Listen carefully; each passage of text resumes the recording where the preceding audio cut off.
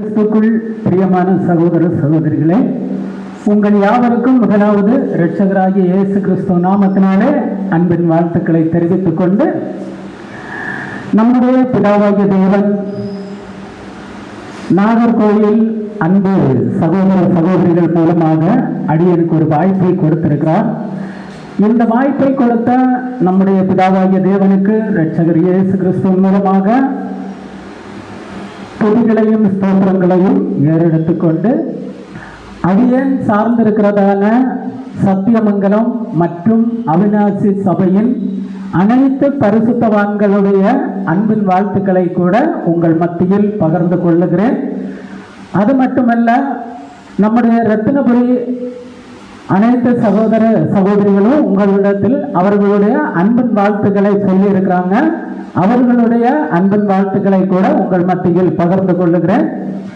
தேவனுக்கு சித்தமானால் உங்களுடைய விருப்பத்தின்படி உங்களுடைய அன்பின் வாழ்த்துக்களை இந்த 3 சபைகளிலும் பகிர்ந்து கொள்ள தேவன் கிருபை செய்வாராக என்கிறதான அன்பின் வாழ்த்துக்களோடு கூட நம்ம இன்னைக்கு பாடத்துக்குள்ளாடி கடந்து செல்லலாம். பாடத்துடைய தலைப்பு அன்பு சகோதரர் சொன்னாங்க, என்னது? மெய்ப்பர்கள். சரி, மெய்ப்பர்கள் கடந்த வாரம் வரும்போது கூட ஒரு சில கொஸ்டினோடு தான், கேள்விகளோடு தான் பாடத்துக்குள்ள கடந்து சென்றோம். இப்போதும் கூட மெய்ப்பர்கள் அப்படின்னா நமக்குள்ள ஏதாவது ஒன்று ஓடும் இல்லைங்களா? என்ன ஓடும்? ஞாயிற்றுக்கிழமை ஆடு ஓடும், கோழி ஓடும் அப்படின்னு சொல்லக்கூடாது. என்ன ஓடும்? மெய்ப்பர்கள் அப்படின்னாலே நம்முடைய மனசுல, நம்முடைய சிந்தனைக்கு ஏதாவது ஒன்று வரும். ஒண்ணுமே வரலையா? நம்முடைய ஆண்டவராகிய இயேசு கிறிஸ்து நல்ல மேய்ப்பர். வேற யாரு? அதுக்கு மேல நம்முடைய பிதாவாகிய தேவன். அப்ப இந்த மேய்ப்பர்கள் அப்படின்னு எடுக்கும்போது முதல்ல நம்ம யாரை எடுக்கலாம் அப்படின்னா பிதாவாகிய தேவனை எடுக்கலாம். ஏன்னா அவரை எதுக்காக எடுக்கிறோம் அப்படின்னா, முதல்ல தேவனுடைய திட்டத்துக்குள்ளாடி வந்த ஒரு குறிப்பிட்ட ஜனங்கள், தேவன் பிரித்தெடுக்கப்பட்ட ஜனங்கள் யார் அப்படின்னு பார்க்கும்போது இஸ்ரேல் ஜனங்கள். எத்தனையோ கோடான கோடி ஜனங்கள் இருந்தாலும் தேவன் தனக்கு தன்னுடைய திட்டத்திற்கு அப்படின்னு பிரித்தெடுக்கப்பட்ட ஜனங்கள் இஸ்ரேல் ஜனங்கள் தான், இல்லைங்களா? அப்ப இந்த இஸ்ரேல் ஜனங்களை உலக எல்லா ஜனங்கள்ல இருந்து பிரிச்செடுத்து என்ன பண்றாருன்னா, இந்த ஜனங்களுக்கு ஒரு மேய்ப்பரா இருக்கிறார். யாருன்னா நம்முடைய பிதாவாகிய தேவன். அப்ப இந்த பிதாவாகிய தேவன் இந்த ஜனங்களுக்கு மேய்ப்பரா இருக்கிறார். இந்த ஜனங்கள் இவருக்கு ஒரு மந்தையா இருக்கு. அப்ப இந்த பிதாவாகிய தேவன் நேரடியா வந்து இந்த ஜனங்கள் மத்தியில் ஏதாவது பேச முடியுமா? பேச முடியாது, இல்லைங்களா? அதே மாதிரி நேரடியா இந்த ஜனங்களை ஏதாவது கண்டிக்க முடியுமா? இல்லை தேவனுடைய திட்டத்தை இந்த ஜனங்கள்கிட்ட ஏதாவது டைரக்டா சொல்ல முடியுமான்னா சொல்ல முடியாது. அப்ப தேவனுக்கு இந்த ஜனங்களை மேய்ப்பதற்கு ஒரு சில மேய்ப்பர்கள் தேவைப்படும். அந்த பெரிய மேய்ப்பன் யாருன்னா மாற்றமே கிடையாது, நம்முடைய பிதாவாகிய தேவன் தான். இவருடைய வேலையை செய்வதற்கு ஒரு சில மேய்ப்பர்களை தேவன் என்ன பண்ணணும்னா ஏற்படுத்தணும். அதுல முதலாக மேய்ப்பரை ஏற்படுத்துறார். நமக்கு ஃபர்ஸ்டே தெரியும், நியாயாதிபதிகள், தீர்க்கதரிசிகள், அதே மாதிரி ஆசாரியர்கள், சரிங்களா? இந்த ஒரு கேட்டகரி தனியா தேவன் கொடுத்து பார்க்கிறார். கொடுத்து பார்த்து தேவன் சார்பாக இவங்களை எல்லாம் யார் யாரை கொடுக்கிறாரு? நியாயாதிபதிகள், தீர்க்கதரிசிகள், ஆசாரியர்கள், இவங்களை எல்லாம் கொடுத்து பார்த்து தேவனுக்கு பிடிச்ச மாதிரி இந்த ஜனங்களை வழி நடத்தலாமா, இந்த ஜனங்கள் மாறுவாங்களா அப்படின்னு தேவன் பார்க்கும்போது மாறவே இல்லை. அப்ப அந்த டைம்லையும் இந்த ஜனங்களுக்கு ராஜாவா இருக்கிறது யாரு? தேவன் தான். தேவன் ராஜாவாக இருக்கும்போது இந்த ஜனங்களை எல்லாம் தூக்கி அப்படியே மார்பு மேல சுமந்து அப்படியே இந்த ஜனங்களை நல்லா இவங்களுக்கு என்னென்ன தேவையோ எல்லாவற்றையும் தேவன் கொடுத்துட்டு இருக்கிறார். திடீரென்னு இந்த ஜனங்கள் பார்க்குறாங்க, நம்ம ஊரில் நம்ம ஸ்லாங்கில் சொல்லும், கொழுப்பு பிடிச்சாச்சுன்னா இப்படி தான் இருக்கும்னு. அதே மாதிரி நல்ல இந்த ஜனங்கள் புஷ்டியாக தேவன் கொடுக்கக்கூடிய ஆகாரங்கள் எல்லாத்தையும் சாப்பிட்டு புஷ்டியாக இருக்கும்போது திடீர்னு கேட்குறாங்க, தேவனே நீங்கள் எங்களுக்கு ராஜா ஆகாது, எங்களுக்கு நாங்கள் சுற்றிலும் பார்க்குறோம், நாங்கள் இருக்கக்கூடிய தேசத்திலிருந்து எல்லா தேசத்தையும் சுற்றி பார்க்குறோம், அங்கே மனுஷன் தானே ராஜாவாக ஆண்டுட்டு இருக்கிறான். அந்த ராஜா என்ன பண்ணுறாருன்னா ராஜாட்ட நல்லது கெட்டது எல்லாம் முறையிடுறாங்க. நாங்கள் யார்கிட்ட முறையிடுறது? எங்களுக்கு நேரடியான ஒரு மனுஷனை நீங்கள் தாங்க. அந்த மனுஷன் எப்படி இருக்கணும்னா, நாங்கள் நின்னா அடிக்கணும், விழுந்தா உதைக்கணும், இப்படிப்பட்ட ஒரு ராஜாவை தாங்கன்னு தேவன்கிட்ட போய் கேட்குறாங்க. யார் மூலம் கேட்குறாங்க? சாமுவேல் மூலம் கேட்குறாங்க. சாமுவேலுக்கு இது பயங்கரமான மன வருத்தம். உடனே சாமுவேல் தேவன்கிட்ட போய் சொல்றாரு. தேவன் சொல்றாரு, விடுப்பா, அவங்களுக்கு என்ன ஆசையாக கொடுத்துருவோம். ஆனா பாருங்க, இந்த ஜனங்கள் எதை கேட்டாலும் தேவன் கொடுப்பார். சாப்பாடு கேட்டா கொடுப்பார், தண்ணி கேட்டா கொடுப்பார், அப்புறம் இவங்க சாவு கேட்டா அதையும் கொடுத்துருவாரு. நாங்க சாகணும்னா இமிடியட்டா கொடுத்துருவாரு. எல்லாத்தையும் கொடுத்துட்டு இருக்கிறாரு. அப்ப இதுக்கு மேல ஒருபடி மேல டைரக்டா எங்களை அட்டாக் பண்றதுக்கு வேணாம்னு கேட்கும்போது சவுலை கொடுக்குறார். சவுலை கொடுத்ததுக்கு அப்புறம் சவுல் ஒரு 40 வருஷம் ஒரு மெய்ப்பராக இருக்கிறார் இஸ்ரேல் ஜனங்களுக்கு. நல்லா இருந்தாரா? இந்த ஜனங்கள் தான் கேட்டு வாங்குறாங்க. ஸ்டார்டிங்ல நல்லா தான் இருந்தாரு. போக போக என்ன ஆகுதுன்னா, இவர் நான் வச்சதுதான் சட்டம், நான் சொல்றபடி தான் இந்த ஜனங்கள் கேட்கணும் அப்படிங்கிறதான ஒரு விஷயத்துக்குள்ள சவுல் போறார். சவுலுடைய அந்த நாட்கள் முடிஞ்சு போச்சு. அப்புறம் யார் வர்றது? தாவீது வர்றார். தாவீது நல்ல ஒரு ராஜா இல்லைங்களா? தேவனே சர்டிபிகேட் கொடுத்திருக்கிறார். எப்படின்னா, அந்த உரியா அவருடைய விஷயத்தை தவிர தாவீது எங்கேயுமே தவறு பண்ணதே கிடையாது. இப்படி தாவீது ஒரு 40 வருஷம் தேவனுக்கு பிரியமா என்ன பண்ணிட்டு இருக்கிறாரு? அருமையா போயிட்டு இருக்கிறார். அப்போ இந்த 40 வருஷம் முடிச்சாச்சுன்னா தாவீதுடைய பையன் யாரு? சாலோமன். சாலோமன் வர்றாரு. சாலோமன் எப்படி இருக்கணும்? சாலோமனை தேவன் ராஜாவாக எதுக்கு ஏற்படுத்துறாரு அப்படின்னா, தேவனுடைய திட்டத்தை நிறைவு செய்யணும், தேவனுடைய விருப்பத்தை நிறைவு செய்யணும். இதுக்காக தான் சாலோமனையும் ராஜாவாக வைக்கிறார். சாலோமன் ராஜாவாக 40 வருஷம் அரசாண்டார். இந்த 40 வருஷமும் தேவனுக்கு பிரியமா இருந்தாரா? இல்லை. ஏன் இல்லை அப்படின்னு பார்க்கும்போது, ஃபர்ஸ்ட் நல்லா தான் இருந்தாரு சாலோமன், நல்ல அழகா போயிட்டு இருந்தாரு. அதுக்கப்புறம் என்ன ஆகுறாருன்னா, இவருக்கு தேவனுடைய மந்தை இங்க இருக்கு, தேவன் மேல இருக்கிறாரு. நம்ம யாரு? 2 பேருக்கும் ஒரு மீடியேட்டர். இந்த ஜனங்கள் தவறு பண்ணாம சரி செஞ்சு இந்த ஜனங்களை தேவனிடத்தில் கொண்டு போய் சேர்க்கணும், தேவனுடைய திட்டங்களை இந்த ஜனங்கள் மூலமாக தான் செய்து முடிக்கணும் அப்படிங்கிறதான அந்த விஷயத்தை இவர் என்ன பண்றாருன்னா தவறாக பண்றார். இவர் தவறாக பண்ணும்போது இந்த சாலோமனை குறித்து நம்ம நிறைய கோணத்தில் பார்ப்போம், நிறைய அதிகமான கோணத்தில் பார்த்துருப்போம். இப்போ ஒரு கோணத்தில் பார்க்க போறோம் பாருங்க. 1 ராஜாக்கள் 4:24 வாசிங்க சிஸ்டர். 1 ராஜாக்கள் 4ஆம் அதிகாரம் 24ஆம் வசனம். நதிக்கு புறத்தில் இருக்கிற திக்சா முதற்கொண்டு ஆசா மட்டுமுள்ள எல்லாவற்றையும் நதிக்கு இப்புறத்தில் உள்ள சகல ராஜாக்களையும் ஆண்டு வந்தான். அவனை சுற்றி எங்கும் சமாதானமா இருந்தது. அப்ப இந்த சாலோமனை சுற்றி எங்கும் என்ன ஆயிற்று? ஒரு சமாதானம் உண்டாயிற்று. சமாதானம் அப்படின்னா, தாவீதுடைய நாட்கள்ல தாவீது ஒரு தேவனுக்கு ஒரு ஆலயம் கட்டணும் அப்படின்னு கூட பார்த்தாரு. ஆனா கட்ட முடியல. ஏன்னா தேவன் என்ன சொல்றாருன்னா, உன்னுடைய கை ரத்தம் படிஞ்சிருக்கு. எதுக்காக ரத்தம் படிஞ்சு? தாவீது சொந்த வேலை ஏதாவது யாரையாவது கொன்னாரா? ஒண்ணுமே கிடையாது. தேவனுடைய திட்டத்திற்காக, தேவனுடைய பிள்ளைகளை காப்பதற்காக தேவன் என்ன பண்ணணுமோ அதை என்ன பண்ணாங்க? இங்க வந்து தாவீது செஞ்சார். ஆனா சாலோமன் என்ன பண்றாருன்னா, சாலோமனுடைய நாட்கள்ல ஒரு பெரிய ஒரு சமாதானம். இந்த சமாதானம் ஏன் ராஜாவுக்கு தாவீதுக்கு வந்து, தாவீதுக்கு ஒரு சில கொஸ்டின் வரும், கோபிச்சுக்காதுங்க. எதுக்கு அப்படின்னா, நான் எதுக்கு கேட்குறேன் அப்படின்னா, நான் ஏதாவது ஒரு கோணத்தில் ஒரு பதில் எடுத்து வச்சிருப்பேன். நீங்கள் ஒரு 10 பேர் ஒரு 10 பதில் சொன்னீங்கன்னா, இந்த 10 பதிலில் பெஸ்ட்டானதை நம்ம எடுத்து தியானிக்க போகிறோம். அதுக்கு தான், சரிங்களா? எதுக்காக, ஏன் தாவீதுக்கு சாலோமனுடைய நாட்களில் ஒரு சமாதானம் இருந்து,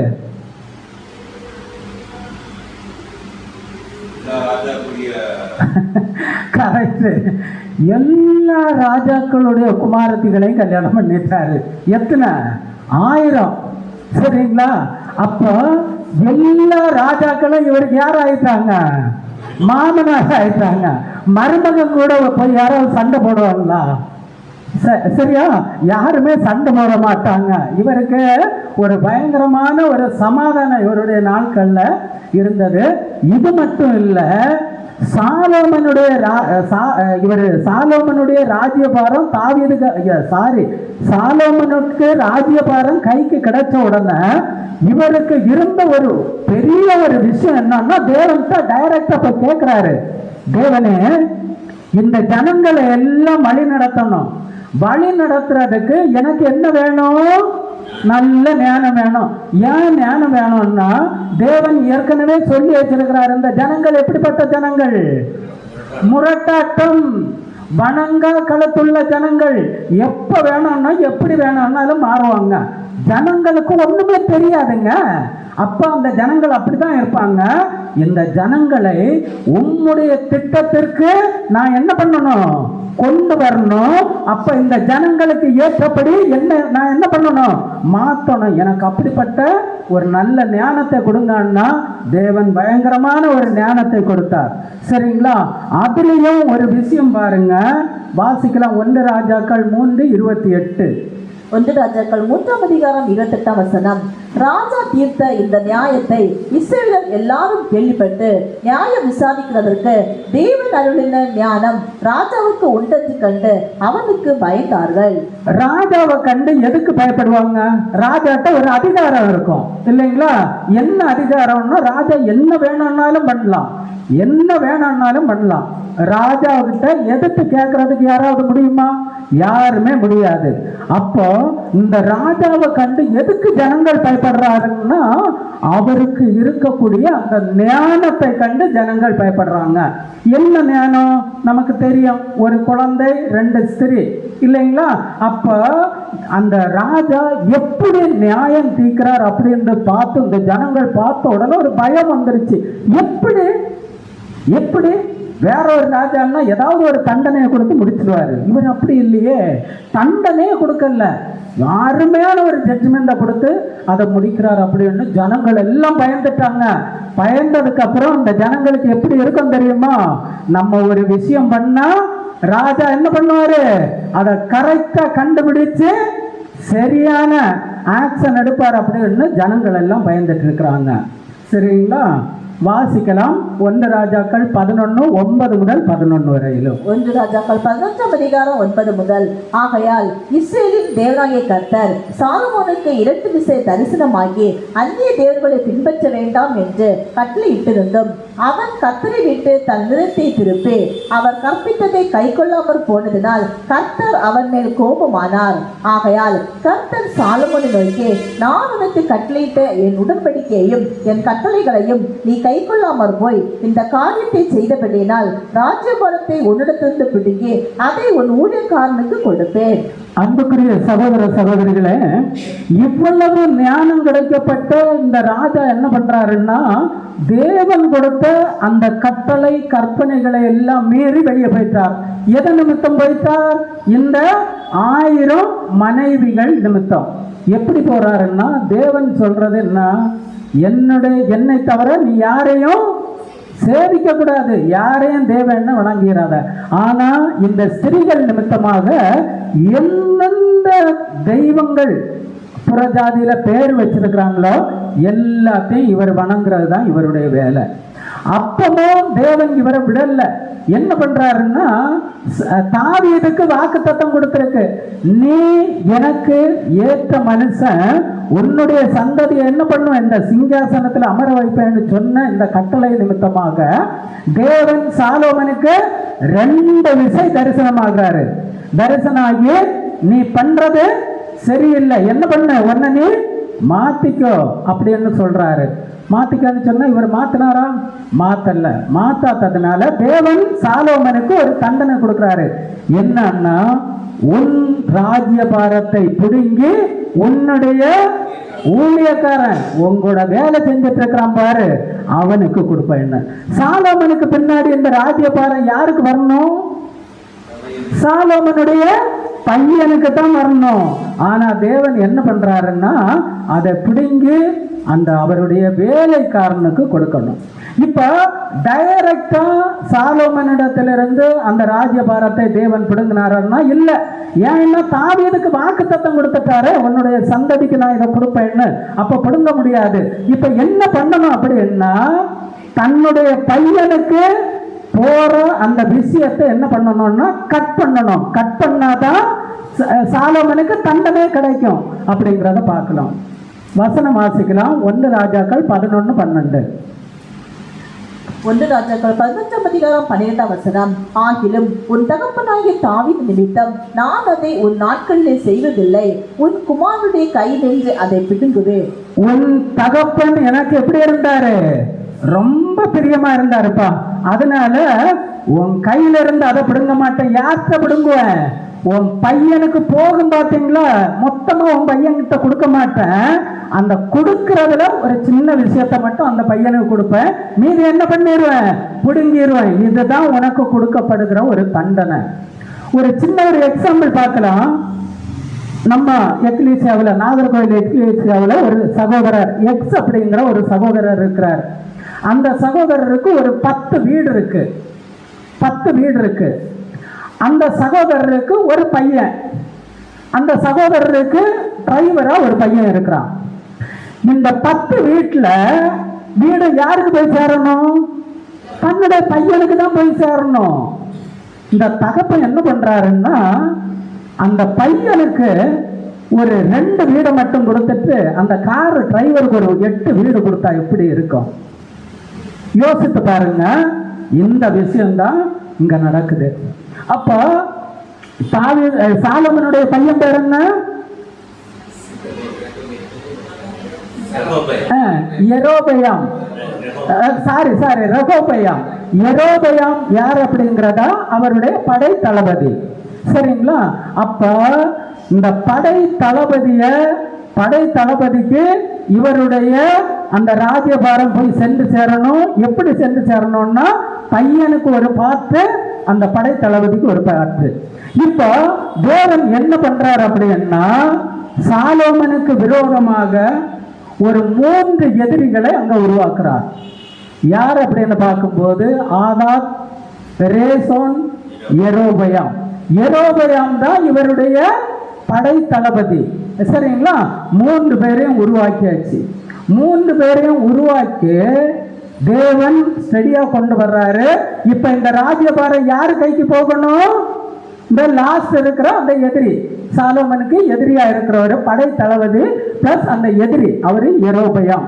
இவருக்கு கையில அந்த ராஜ்யபாரம் போகணும். அது எப்படி போகணும்னு பார்த்தா 1 ராஜாக்கள் 11 29 முதல் 31 வசனங்கள். 1 ராஜாக்கள் 11 முதல். அக்காலத்திலே யெரொபெயாம் எருசலேமிலிருந்து வெளியே போகிற போது சீலோனியனான அகியா என்னும் தீர்க்கதரிசி புது சால்வையை போட்டுக் கொண்டிருந்து வழியிலே அவனை கண்டான். இருவரும் வயல்வெளியிலே தனித்திருக்கையில் அகியா தான் போட்டுக் கொண்டிருந்த புது சால்வையை பிடித்து அதை 12 துண்டாக கிழித்து போட்டு யெரொபெயாமை நோக்கி 10 துண்டுகளை எடுத்துக்கொள். இஸ்ரவேலின் தேவனாகிய கர்த்தர் சொல்லுகிறது என்னவென்றால், இதோ நான் ராஜ்யபாரத்தை சாலோமோனுடைய கையிலிருந்து எடுத்து கிழித்து உனக்கு 10 கோத்திரங்களை கொடுப்பேன். இப்போ ஒரு தீர்க்கதரிசியை தேவன் அனுப்புறாரு. அனுப்பி யாருக்கு முன்ன அனுப்புறாருன்னா, இந்த யெரொபெயாமுக்கு முன்னாடி ஒரு தீர்க்கதரிசி அனுப்பி, அவர் பேர் என்ன? அகியா. அந்த தீர்க்கதரிசி ஒரு புது சால்வையை போர்த்திட்டு போறாரு. ஒரு வயல்வெளியில 2 பேரும் சந்திக்கிறாங்க. சந்திக்கும் போது அந்த புது சால்வையை 12ஆக கிழிக்கிறாரு. யாரு கிழிச்சது? இந்த அகியா தீர்க்கதரிசி 12 துண்டாக கிழிச்சு இந்த யெரொபெயாமிட்ட என்ன சொல்றாரு? 10 துண்டை நீ எடுத்துக்கோ, 2 துண்டு யாருக்கு போகும்? அந்த சாலோமனுடைய பையனுக்கு போகும் அப்படின்னு சொல்லியாச்சு. இவர் 10 துண்டை எடுத்தாச்சு. சரிங்களா? இப்போ இந்த யெரொபெயாம் 10 துண்டை எடுத்தாச்சு. யெரொபெயாம் யாருங்க? சும்மா ஒரு படை தளபதிங்க. ஆனா சாலோமனுக்கு அடுத்த விஷயங்களை எல்லாம் அவர் தான் பார்த்துட்டு இருந்தாரு யெரொபெயாம். அந்த மாதிரி ஒரு ஒரு பராக்கிரமசாலியை தான் தேவன் என்ன பண்றாருன்னா கடைசியில ஒரு எதிரியாக எழுப்புறார். இப்போ இந்த யெரொபெயாம ராஜாவாக ஏற்படுத்தினது இந்த ஜனங்களா தேவனா?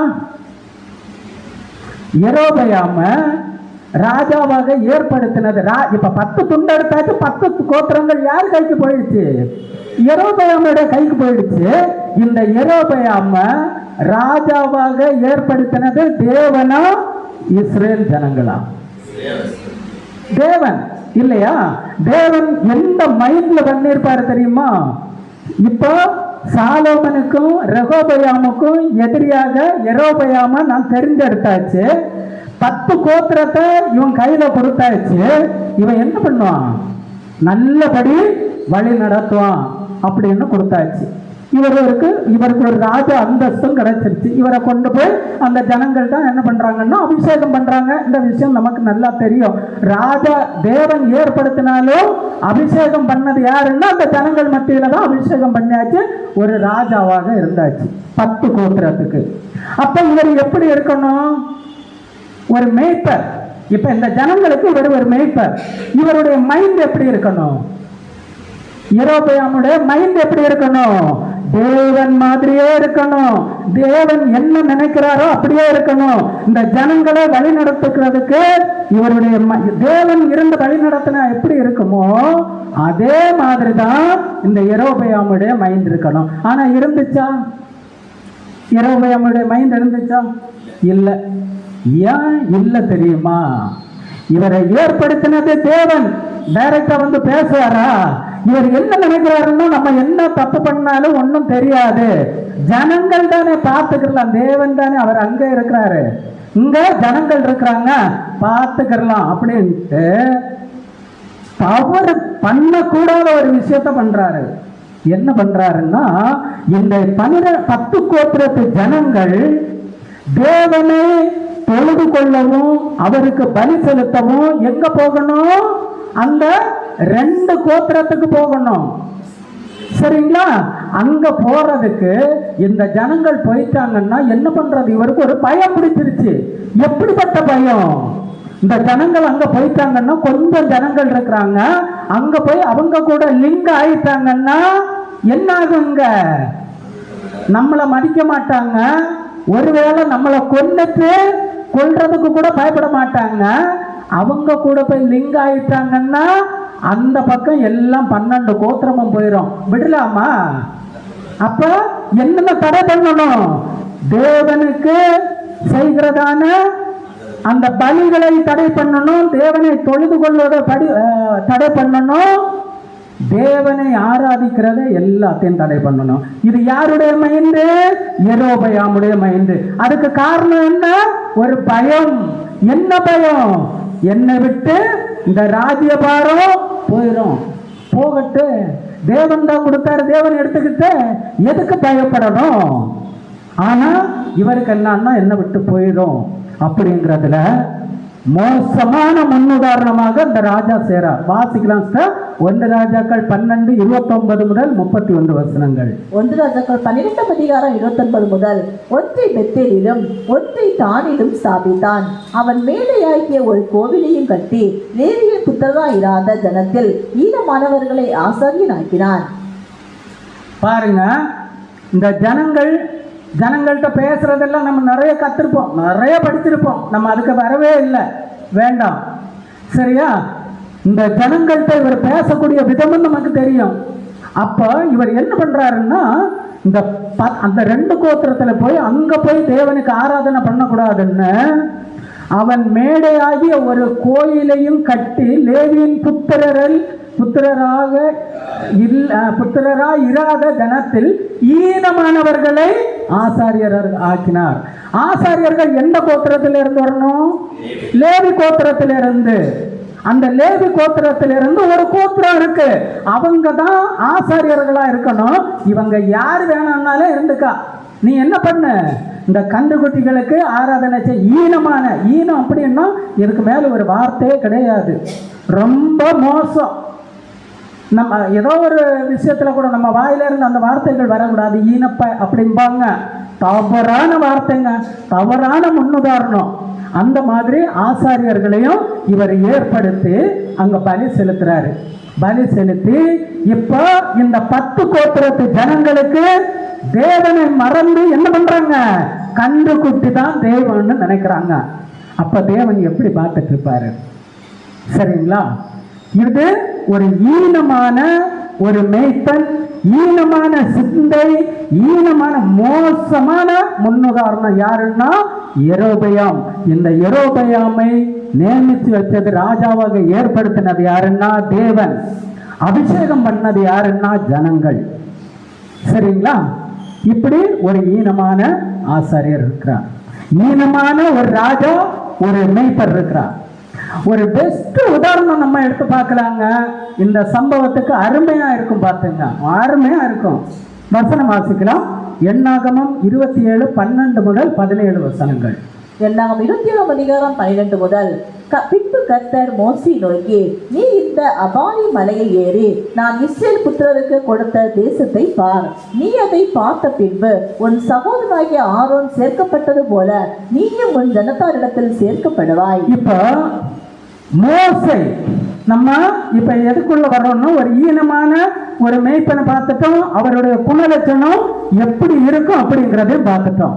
இப்ப ஒரு நல்ல ஒரு மேய்ப்பன் பாருங்க, அருமையான மேய்ப்பர் யாரு? மோசே எடுத்திருக்கிறோம். இந்த மோசே கிட்ட தேவன் என்ன சொல்றாருன்னா, மோசே நீ என்னுடைய விஷயத்தை எல்லாம் கரெக்டா பர்ஃபெக்டா பண்ணிட்டு இருந்த, ஒரே ஒரு விஷயத்துல என்ன ஆயிட்ட, கீழ்ப்படியாத போயிட்ட. என்ன விஷயம்? கண்மலையே பேசுறதுக்கு என்ன பண்ணிட்ட, அடிச்சிட்ட. நீ இப்ப என்ன பண்ணா, உனக்கு அந்த ஜனங்களுக்கு கொடுக்கப்படுற அந்த தேசத்தை நீ பார்த்துக்க, அதுக்குள்ள நீ போக மாட்ட. நீ என்ன பண்ண போறன்னா, சாக போற. உன்னுடைய சகோதரன் ஆரோன் இறந்துட்டாரு, அவர் எங்க அடக்கம் பண்ண போயிருக்கோ அதே மாதிரி அந்த இடத்துல இவர் அடக்கம் பண்ணல. தேவனுடைய ஒரு பெரிய விஷயம் பாருங்க, இந்த மோசைக்கு இந்த மாதிரி நீ அங்க போக மாட்டேன்னு சொன்னா கூட அவருடைய சரீரத்தை கூட எங்க அடக்கம் பண்ணது அப்படிங்கிறது இந்த ஜனங்கள் கண்டுபிடிக்கவே இல்லை. ஏன் கண்டுபிடிக்கல? உடனே என்ன பண்ணுவாங்க, தேவனை ஓரம் கட்டிட்டு மோசையை வணங்குவாங்க. ஆனா தேவன் அதுல ஒரு பயங்கரமான ஒரு விஷயத்தை பண்ணி அங்க சொல்றாரு. சொன்ன உடனே இந்த மேய்ப்பரை பாருங்க, இப்போ மோசே எப்படி எடுத்துக்கலாம் தெரியுமா? ஒரு ஈனமான ஒரு மேய்ப்பனா இருந்தா, என்னுடைய அண்ணன் செத்தாச்சு, இப்போ தேவன் சொல்லிட்டாரு நானு சாக போறேன் என்ன, அப்ப இந்த ஜனங்களை எப்படி நாசமா போட்டு அப்படின்னு விட்டுருக்கலாம் இல்லையா? விட்டுருக்கலாமா இல்லையா? அதுதாங்க ஒரு நல்ல மேய்ப்பன். நான் எப்படி போனாலும் பரவாயில்லை, ஜனங்கள் எப்படி இருக்கணும், எந்த விதத்திலும் கெட்டு போக கூடாது அப்படின்றதுதான் மோசே. வசனம் வாசிக்கலாம். எண்ணாகமம் 27:12 முதல் 27:14 முதல். சபையார் வாக்குத்தத்தம் பண்ணின சீன் வனாந்தரத்தில் தண்ணீருக்கு அடுத்த விஷயத்தில் அவர்கள் கண்களுக்கு முன்பாக என்னை பரிசுத்தம் பண்ண வேண்டிய நீங்கள் என் கட்டளையை மீறினார்களே என்றார். இது சீன் வனாந்தரத்தில் காதேஸ் ஊர் அருகே உண்டான மேரிபாவின் தண்ணீருக்கு அடுத்த காரியமே. இது என்னன்னா, மோசே அந்த விஷயத்தை இங்க பண்ணிட்டாரு. இதன் மூலமாகத்தான் தேவன் என்ன சொல்றாருன்னா, அந்த தேசத்தை நீ பாரு, அதுக்குள்ள நீ என்ன பண்ண முடியாது, போக முடியாது அப்படின்றாரு. இப்ப இந்த மோசேடைய மைண்ட் எப்படி இருக்கணும் தெரியுமா? நானே அந்த தேசத்துக்குள்ள போகல. யார் மாதிரி? யெரொபெயாம் மாதிரி. அவர் என்ன நினைச்சாரு, ஜனங்கள் தேவனுக்கு பலி செலுத்த கூடாது, தேவனை ஆராதிக்க கூடாது அப்படின்னு இருக்கும்போது இவர் இந்த கன்று குட்டிகளை வணங்குவதற்கு பண்றாரு. இதே மாதிரி மோசே நினைச்சிருக்கலாம் இல்லையா? மோசே என்ன சொல்றாரு பாருங்க, உண்மையிலே அருமையான ஒரு விட்னஸுங்க, அருமையான ஒரு மேய்ப்பன், நல்ல மேய்ப்பன் அப்படிங்கிறவருடைய ஒரு விஷயம் பாருங்க. என்னாகமம் 15 முதல் 17 வசனங்கள். என்னாகும் 27 அதிகாரம் 15 முதல். அப்பொழுது மோசே கர்த்தரை நோக்கி, கர்த்தருடைய சபை மேய்ப்பன் இல்லாத மந்தையை போல் இராதபடி போதும். இப்போ நான் செத்துட்டேன்னு வச்சுங்க, அதுக்கப்புறம் கர்த்தருடைய சபை மேய்ப்பன் இல்லாத மந்தையாய் இராதபடிக்கு. அடுத்த வசனம் தொடர்ந்து வாசிங்க. அந்த சபைக்கு முன்பாக போக்கும் வரத்துமா இருக்கும்படிக்கும் அவர்களை போகவும் வரவும் பண்ணும்படிக்கும் மாம்சமான யாருடைய ஆவிகளுக்கும் தேவனாகிய கர்த்தர் ஒரு புருஷனை அவர்கள் மேல் அதிகாரியாக ஏற்படுத்த வேண்டும் என்றான். அதாவது இந்த ஜனங்கள் சீரழிந்து போயிடக்கூடாது, சிதறி போயிடக்கூடாது, வேற ஏதாவது தேவர்களை வணங்கிடக்கூடாது. அப்போ இந்த ஜனங்களுக்கு முன்னாடி போக்குவரத்துமா இருப்பதற்கு ஒரு புருஷனை நீங்க என்ன பண்ணணும்? ஏற்படுத்துங்க. மேய்ப்பன் இல்லாத மந்தை எப்படி ஆகும்?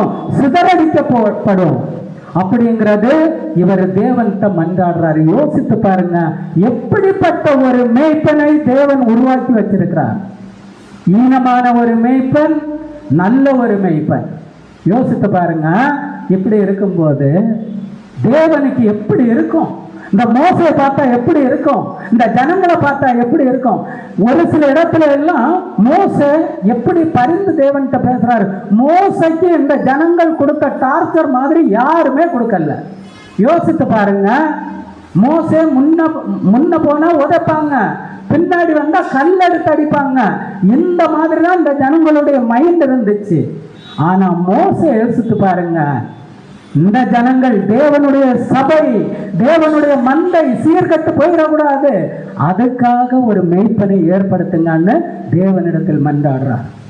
ஒரு இடத்துல மோசேட்ட சொல்றாரு தேவன், இந்த ஜனங்கள் உருப்படவே மாட்டாங்க, நீ விட்டுட்டு போயிரு, நான் உன்னை பெரிய ஜாதி ஆக்குவேன், நீ இந்த ஜனங்களை கண்டுக்காத அப்படின்னு.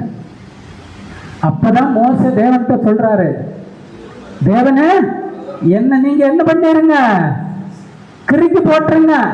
இவ்வளவு தூரம் நீங்க வனாந்தரத்துல இந்த ஜனங்களை தோல் மேல சுமந்துட்டு வந்தீங்க, எல்லா ஜனங்களும் பார்ப்பாங்க இவ்வளவு தானே இவங்க தேவன், ஒண்ணுமே கிடையாது பாரு, வனாந்தரத்திலே கொண்டு போட்டாங்கன்னு சொல்லுவாங்க இல்லையா? இது தாங்க ஒரு மேய்ப்பனுக்கு இருக்கக்கூடிய ஒரு மைண்ட், மேய்ப்பனுக்கு இருக்கக்கூடிய ஒரு சிந்தை, மேய்ப்பனுக்கு இருக்கக்கூடிய ஒரு பார்வை, எல்லாமே இப்படிதான் இருக்கணும். எப்போதுமே தேவனுடைய சபை, தேவனுடைய மந்தை சிதறடிக்க கூடாது. அதுக்கு முன்மாதிரி யார் இருக்கணும்? அந்த மேய்ப்பன் இருக்கணும். மேய்ப்பன் யார் மாதிரி இருக்கணும்? நம்ம படிச்சபடி மோசே மாதிரி இருக்கணும். யெரொபெயாம் மாதிரி இருக்கலாமா? இருக்கவே கூடாது. இப்பதான் என்ன, இப்படி ஒரு மேய்ப்பன் இருந்தா அந்த மேய்ப்பனுக்கு ஜெயம் எங்க இருந்து வரும் தெரியுங்களா? மனுஷங்கிட்ட இருந்து வராது. மனுஷன் என்ன வேணும்னாலும் சிந்திக்கலாம், என்ன வேணும்னாலும் செயல்படுத்தலாம், நடக்கவே நடக்காது. தேவனிடத்திலிருந்து வரும். நான் சொல்லல, வசனம் சொல்லுது. வாசிங்க 75ஆம் சங்கீதம் 6 முதல் 7 வசனங்கள். சங்கீதம் 75:6 முதல். கிழக்கிலும் மேற்கிலும் வனாந்திர திசையிலும் இருந்து ஜெயம் வராது. தேவனே நியாயாதிபதி, ஒருவனை தாழ்த்தி ஒருவனை உயர்த்துகிறார். அப்போ இப்படி இருக்கக்கூடிய மேய்ப்பர்களுக்கு ஜெயம் எங்க இருந்து வரும்? பரத்திலிருந்து வரும். தேவன் கட்டளை இடணும். தேவன் கட்டளை இடாத மனுஷன் கட்டளை இட்டாச்சுன்னா யெரொபெயாம் மாதிரி தான் போவாரு. தேவன் கட்டளை இட்டாச்சுன்னா மோசே மாதிரி இருப்பார். எப்படி இருப்பார்? ஜனங்களுக்காக தன்னுடைய ஜீவனே சொன்னார் இல்லையா, உங்க ஜீவ புஸ்தகத்துல இருந்து என்ன கிறுக்கி போட்டுருங்க, என்னுடைய ஜனங்கள் பாவம் அப்படின்னு.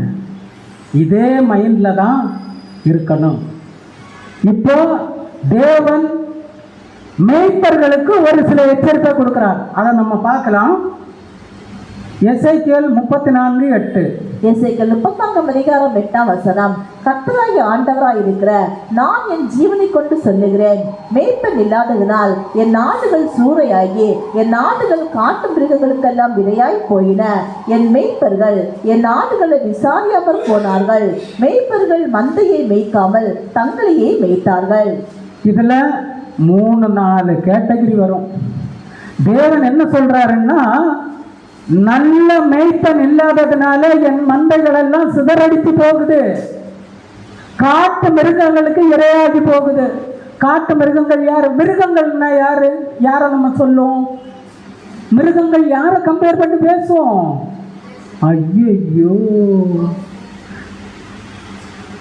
போப்பமா இருக்கோம் இல்லையா, பேர் சபைகள்.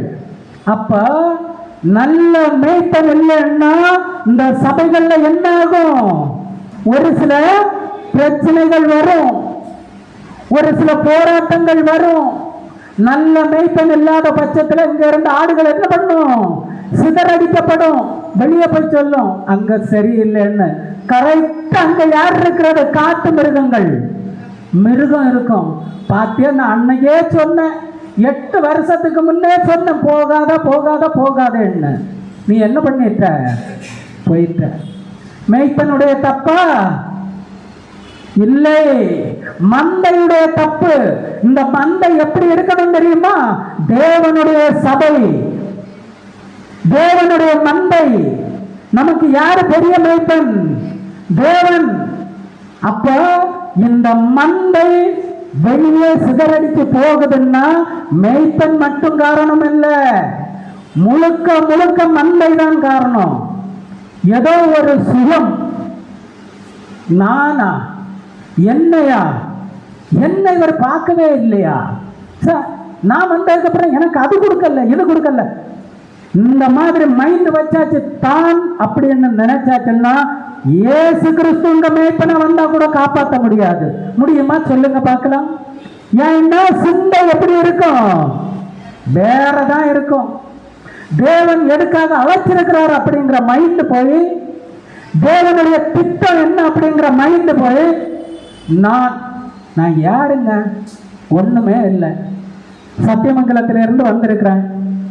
வர்ற வழியில பஸ் ஒரு பஞ்சர் ஆகி ஒரு சைடு சாஞ்சிருந்தேன்னா இங்க வந்து நிப்பனா? நிக்க முடியாது. அப்ப நான் யாரு? ஒண்ணுமே இல்லை, ஜீரோ. ஹீரோ யாரு? தேவன். இத மனசுல வச்சுட்டு நம்ம மைண்ட்ல எப்படி இருக்கும் தெரியுமா? நான் ஹீரோ, அவர் ஜீரோ. இருக்கவே கூடாது. மேய்ப்பனுக்கும் சரி மந்தைக்கும் சரி இந்த குணலட்சணம் இருந்தாச்சுன்னா தேவனுடைய சபையே அல்லாது. அவர் என்ன சரியா பார்க்கல, இல்ல இவங்க எனக்கு கீழ்ப்ப, இதெல்லாம் சொல்லவே கூடாது. ஒவ்வொருவருக்கும் பொறுப்பு இருக்கு, ஒவ்வொருவருக்கும் பொறுப்பு இருக்கு. தேவனுடைய மந்தை அப்படிங்கிறது ஒவ்வொருவருக்கும் பொறுப்பு இருக்கு. அப்ப ஜெயம் எங்க இருந்து வரும்? மேல இருந்து வரணும். அதுதான் ஜெயம். நம்ம சிந்திச்சாலோ செயல்பட்டாலோ யெரொபெயாமை மாதிரி நம்ம என்ன பண்ணிடுறோம்? ஆக்கி வச்சிடறோம். வைக்கவே கூடாது. சரண்டர் ஆயிடணும். சகோதரர் அறிவிப்பு கொடுத்தாங்க, 4 வாரம் 4 வாரம் வாயை திறக்க கூடாது. வாய் திறந்தாலே யெரொபெயாம் தான். அந்த புத்தி தான் நமக்குள்ள இருக்கும். வாயே திறக்க கூடாது. தேவனிடத்தில் சரண்டர் ஆகி ஒப்பு கொடுத்துடணும். தேவனே, எங்களுக்கு நல்ல மேய்ப்பர்களை உருவாக்குங்க. அவ்வளவுதான். இதே விஷயம் தான் நம்ம கிட்ட இருக்கணும். இல்லாத ஈனமான ஆசாரியர்களை நம்ம ஏதாவது ஒரு விஷயத்துல உருவாக்கிட்டோம்னா எல்லாமே முடிஞ்சு போச்சு. அப்ப ராஜாவை, அந்த யெரொபெயாமை உருவாக்கினது யாரு? யெரொபெயாமை ராஜாவாக வச்சது யாரு? தேவன். ஆனா அவருடைய மைண்ட் முற்றிலுமா மாறி போச்சு. சரிங்களா? இப்போ எசேக்கியேல் 34:2-3 எசேக்கியேல் 34:2 சிஸ்டர் ஒரே நிமிஷம் மன்னிக்கவும். சகோதரிகள் ஒரு 4 பேர் இங்க முன்னே வரும்படி அன்பாய் கேட்டுக்கொள்ளப்படுகிறது. அங்க வெளியே உட்காராதுங்க. 5 சேர் இருக்கு. சகோதரிகள் வரும்படி தயவாய் கேட்டுக்கொள்ளப்படுகிறது. முன்ன வாங்க சகோதரிகள். ஒரு 2 நிமிஷம் இருந்தாலும் பரவாயில்ல, முன்ன வாங்க. இன்னும் 4 சேர் இருக்கு, வாங்க முன்ன வாங்க. சேர் இங்கே இருக்கு சகோதரிகள், ஒரு 4 சகோதரிகள் முன்ன வரலாம். வாங்க, 4 சகோதரிகள் வரலாம். வாங்க வாங்க. தேங்கு. அழைப்புக்கு மரியாதை கொடுத்த அன்பு சகோதரிகளுக்கு கிறிஸ்துக்குள்ளான மறுபடியும் அன்பின் வாழ்த்துக்கள். சகோதரர்களுக்கு கூட சேர் முன்ன இருக்கு, தயவு செஞ்சு வாங்க. முன்ன சேர் இருக்கு, காலியாக இருக்கு. சரி, அப்போ எசேக்கியேல் 34:2-3 வசனங்கள் வாசிங்க சார். மனுபுத்திரனே, இஸ்ரேலின் மேய்ப்பருக்கு விரோதமாக தீர்க்க தரிசனம் முறை. நீ தீர்க்க தரிசனம் முறைத்து அவர்களோடு சொல்ல வேண்டியது என்னவென்றால், கர்த்தராகிய ஆண்டவர் மேய்ப்பருக்கு சொல்லுகிறார், தங்களையே மேய்க்கிற இஸ்ரேலின் மேய்ப்பருக்கு ஐயோ! மேய்ப்பர் அல்லவா மந்தையில் மேய்க்க வேண்டும். நீங்கள் நெய்யை சாப்பிட்டு ஆட்டு மயிரை உடுப்பாக்கி கொள்கிறீர்கள், கொளுத்ததை அடிக்கிறீர்கள், மந்தையையோ மேய்க்காமல் போகிறீர்கள். இப்போ இதுல நம்ம சிம்பிளா ஒன்று பார்க்கலாம். மேய்ப்பர் அல்லவா மந்தையை மேய்க்க வேண்டும். அப்போ மேய்ப்பர்கள் எப்படி இருக்கணும்னா, இந்த மந்தையை மேய்க்கக்கூடிய ஒரு விஷயத்துல கரெக்டா இருக்கணும். உண்மையா இல்லையா?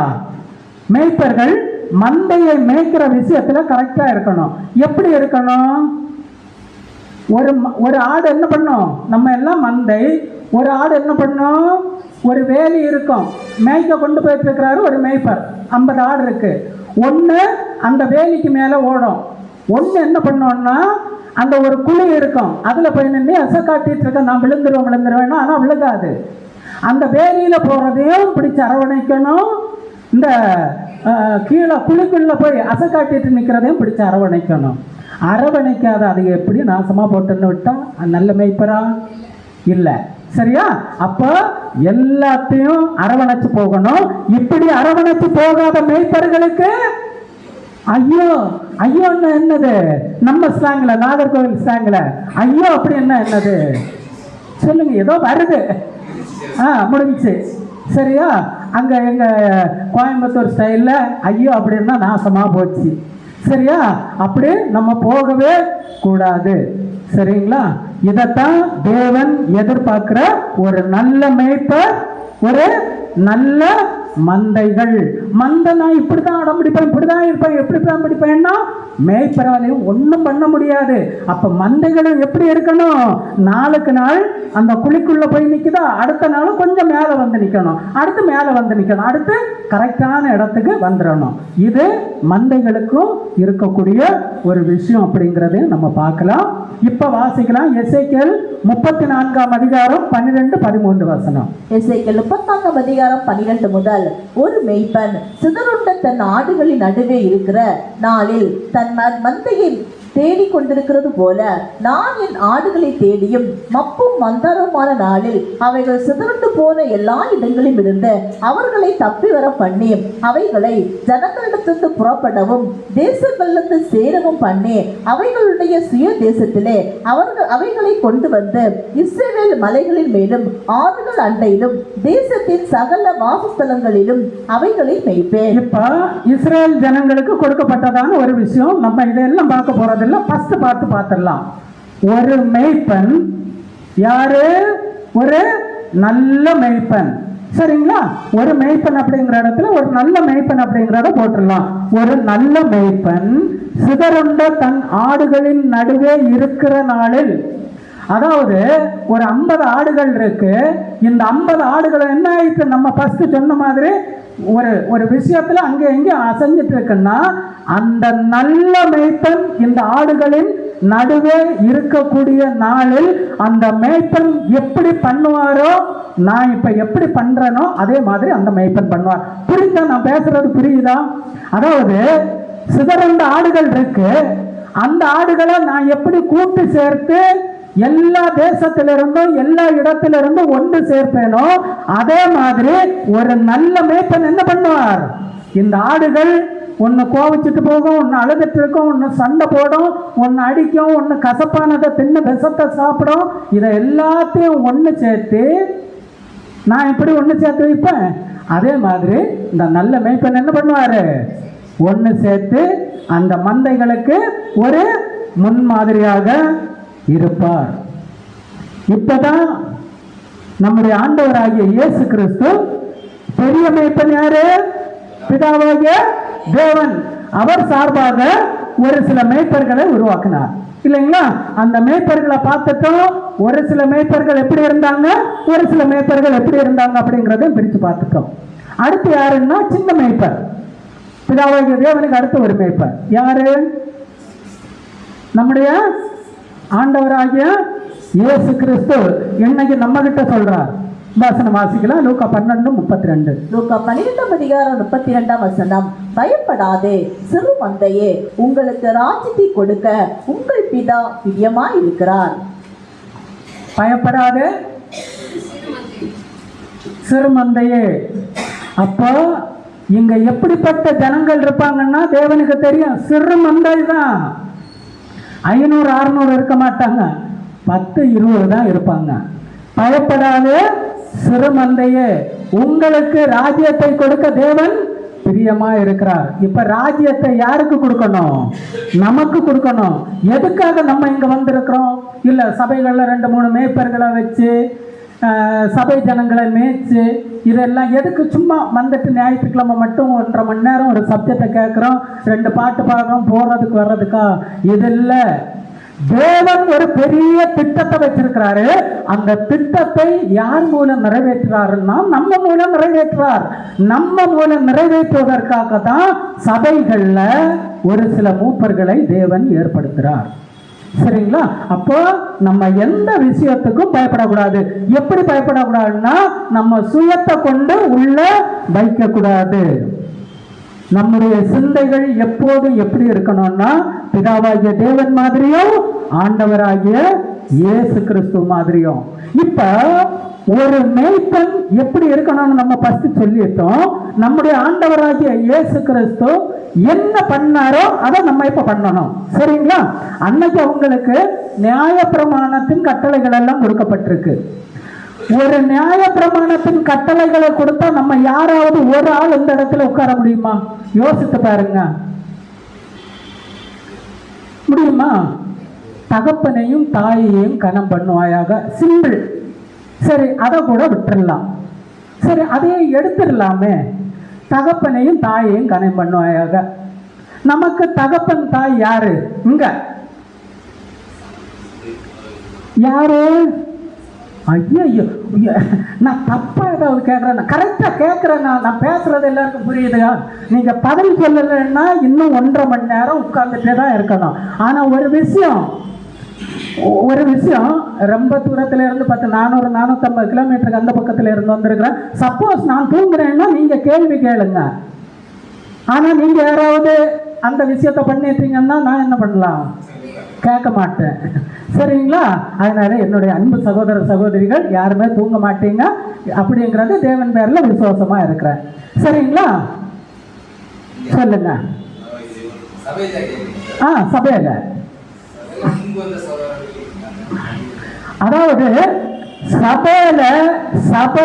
சபை ஜனங்களை வழி நடத்துவதற்கு தன்னுடைய பிள்ளைகளை மாதிரி சுமப்பதற்கு இருப்பாங்க. பாத்தீங்களா? ஒரு சில சகோதர சகோதரிகள், ஒரு சில சகோதரர்கள் தாய் தகப்பன் மாதிரி ஏத்துக்கலாமா?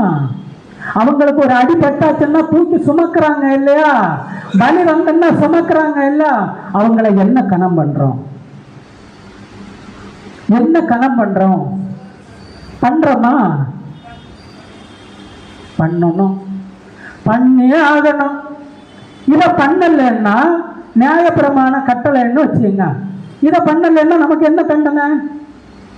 முடிஞ்சு. உண்மையிலே சொல்றேங்க, இஸ்ரேல் ஜனங்கள் பாவங்க. நம்ம எல்லாம் கொடுத்து வச்சவங்க. கொடுத்து வச்சு நல்ல ஆகாரத்தை தின்னு புஷ்டியாகி எங்கேயாவது போய் விழுந்து காலு கையை உடைச்சிட்டு வந்து உட்கார்ந்துருவோம். இஸ்ரேல் ஜனங்களுக்கு கொடுக்கப்பட்ட ஒண்ணு கூட நிறைவேற்ற முடியாது. அன்பு மட்டும் காட்டுங்க அப்படிங்கிறது. அன்பு சகலத்தையும் தாங்கும், சகலத்தையும் சகிக்கணும். சரிங்களா? இப்ப இந்த மெய்ப்பர்களும் எப்படி இருக்கணும் தெரியுமா? மெய்ப்பர்கள் எப்படி இருக்கணும் தெரியுமா? இயேசு கிறிஸ்து மாதிரியே இருக்கணும். யோவான் 10:11 யோவான் 10:11 நானே நல்ல மேய்ப்பன் ஆடுகளுக்காக தன் ஜீவனை கொடுக்கிறான். ஜீவனையே கொடுக்கிறார். யாரு? நம்முடைய ஆண்டவராகிய இயேசு கிறிஸ்து. ஜீவனை கொடுக்க வேண்டிய இடத்துல ஜீவனை எடுத்தாச்சுன்னா என்ன இருக்கும்? எப்படி இருக்கும்? யோசித்து பாருங்க. ஜீவனை கொடுக்கணும். யாருக்கு? மந்தைகளுக்கு. இயேசு கிறிஸ்து கொடுத்தாரா இல்லையா? இப்ப இயேசு கிறிஸ்து இந்த மந்தைகளுக்கு ஒரு முன்மாதிரியா இல்லையா? ஒரு நல்ல மேய்ப்பனா இல்லையா? அப்ப சபைகள்ல மேய்ப்பர்களை ஏற்படுத்தும் போது மேய்ப்பர்கள் எப்படி இருக்கணும்? எல்லாமே என்னுடைய ஜனங்கள் தான், எல்லாமே என்னுடைய பிள்ளைகள் தான். ஏதாவது ஒரு சகோதரியோ இவங்க ஆகாது, இவங்க சரியில்லைன்னு இயேசு கிறிஸ்து என்னைக்காவது சொல்லியிருப்பாரா? ஒண்ணு வேண்டாம். கூடவே இருந்து எல்லாத்திலையும் பங்கெடுத்த யூதாஸ் காரியத்தை என்னைக்காவது அப்பாலே போ சாத்தானேன்னு தேவன் இயேசு கிறிஸ்து சொல்லியிருப்பாரா? சொல்லவே இல்லையே, சொல்லவே இல்லை. ஏன் சொல்லல?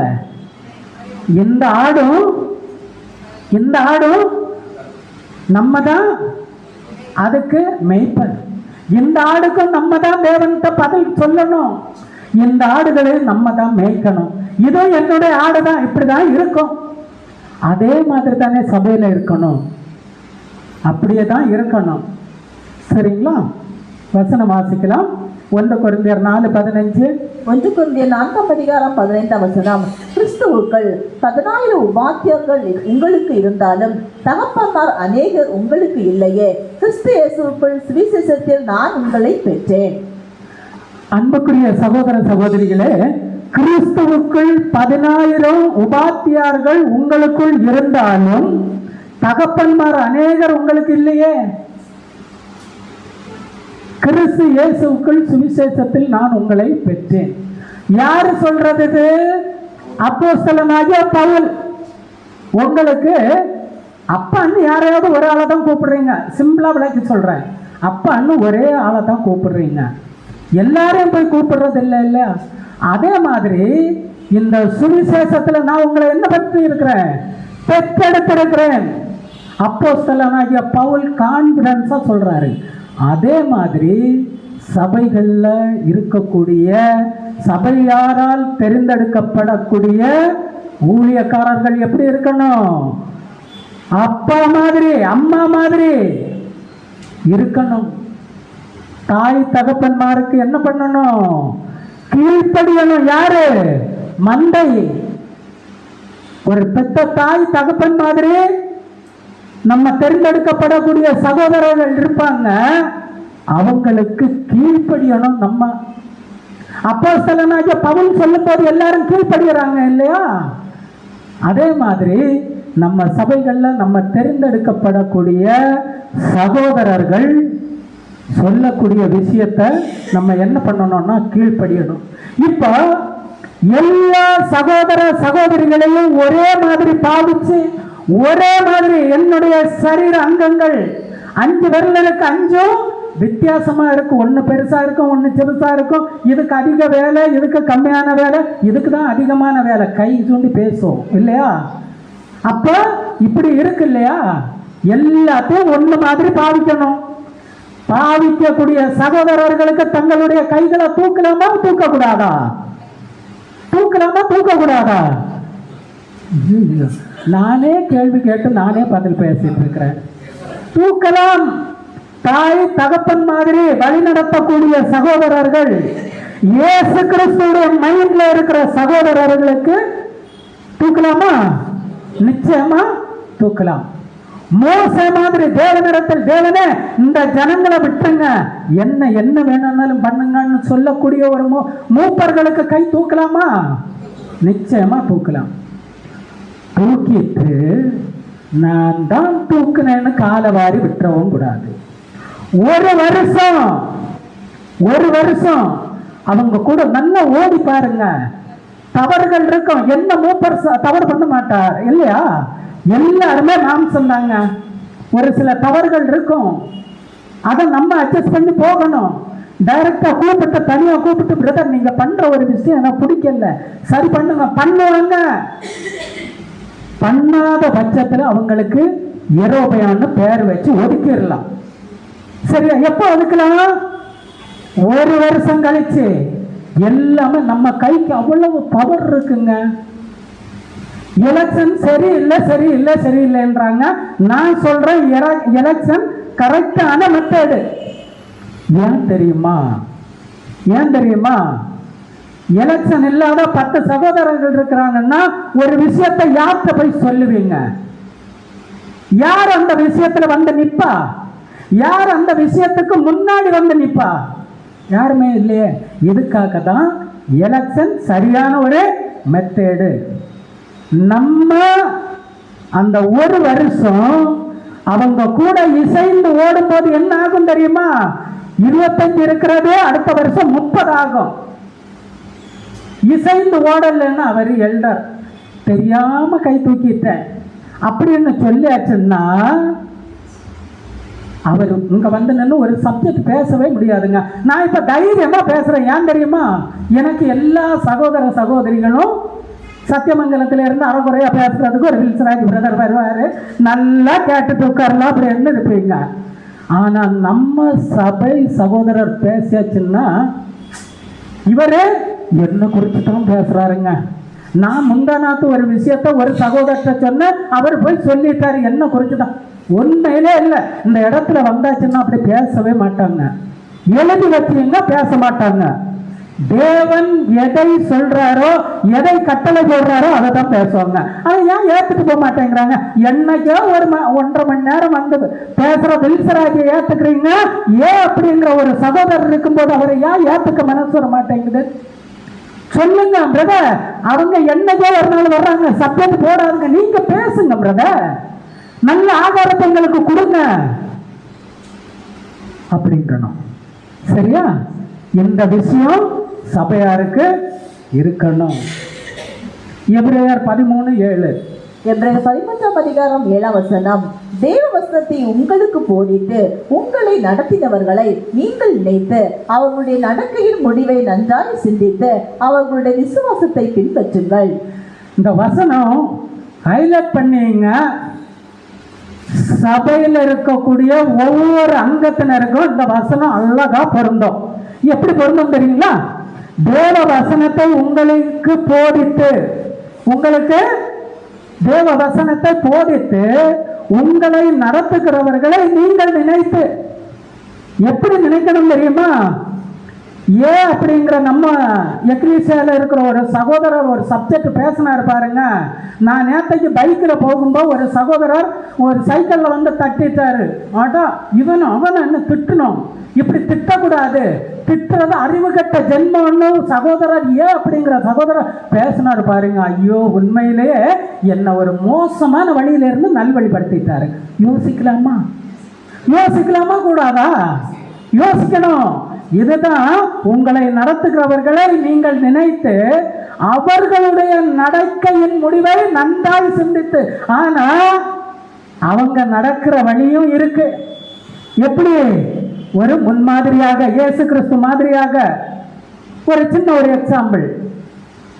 ஒரு சகோதரர் ஹாஸ்பிட்டல்ல ஏ அப்படிங்கிற ஒரு சகோதரர் இந்த எக்லீசியாவுக்கு ஒரு எல்டர், பி அப்படிங்கிற சகோதரர் இந்த எக்லீசியாவுக்கு ஒரு எல்டர். இவங்க 2 பேருக்கும் பிடிக்காத எக்ஸ் அப்படிங்கிற சகோதரர் 10 நாள் ஹாஸ்பிட்டல்ல படுத்திருக்கிறாங்க. இவங்க 2 பேரும் போய் பார்க்கல. நாகர்கோவில் சபையை சொல்லல, 2 பேரும் போய் பார்க்கல. ஒரு உதாரணத்துக்கு பார்க்கலன்னா இவங்களுடைய நடக்கையை நம்ம எப்படி பார்ப்போம் தெரியுமா? சி, தேவன் சொல்லுவார் தெரியுமா? சி போ அப்படின்னு, அப்படிதான் பார்ப்போம். என்ன பண்ணணும் தெரியுமா? எனக்கு பிடிக்காத ஒரு சகோதரரா, ஐயோ ஹாஸ்பிட்டல்ல படுத்துட்டாரா, பிரதர் சிஸ்டர் இந்த மாதிரி நம்ம பிரதர் உடம்பு சரியில்லை, எங்க படுத்திருக்கிறாங்க, அங்க இருந்து ரிப்பீட் எப்படி வரும் தெரியுமா? பிரதர் போன வாரம் தானே நம்ம 2 பேரையும் சத்தம் போட்டாரு, நம்ம 2 பேரும் ரவுண்டு கட்டினாரு. கட்டுவாருங்க, பலவீனம். அவங்க அப்படி கட்டலன்னு அவங்களும் எல்டரா இருப்பாங்க இல்லையா? அந்த பலவீனத்தினால தானே இன்னும் எல்டர் ஆகல. அந்த பலவீனங்கள் மாறியாச்சுன்னா அவங்களும் எல்டர் ஆயிடுவாங்க இல்ல. அந்த வார்த்தைகள் வரவே கூடாது.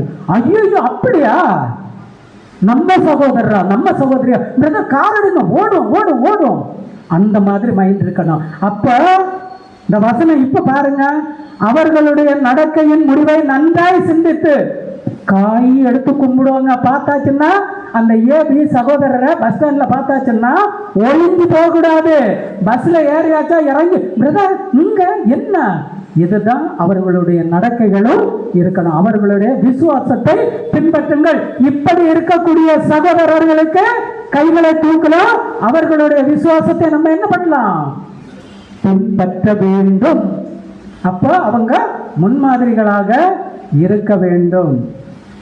எபிரேயர் 13:17.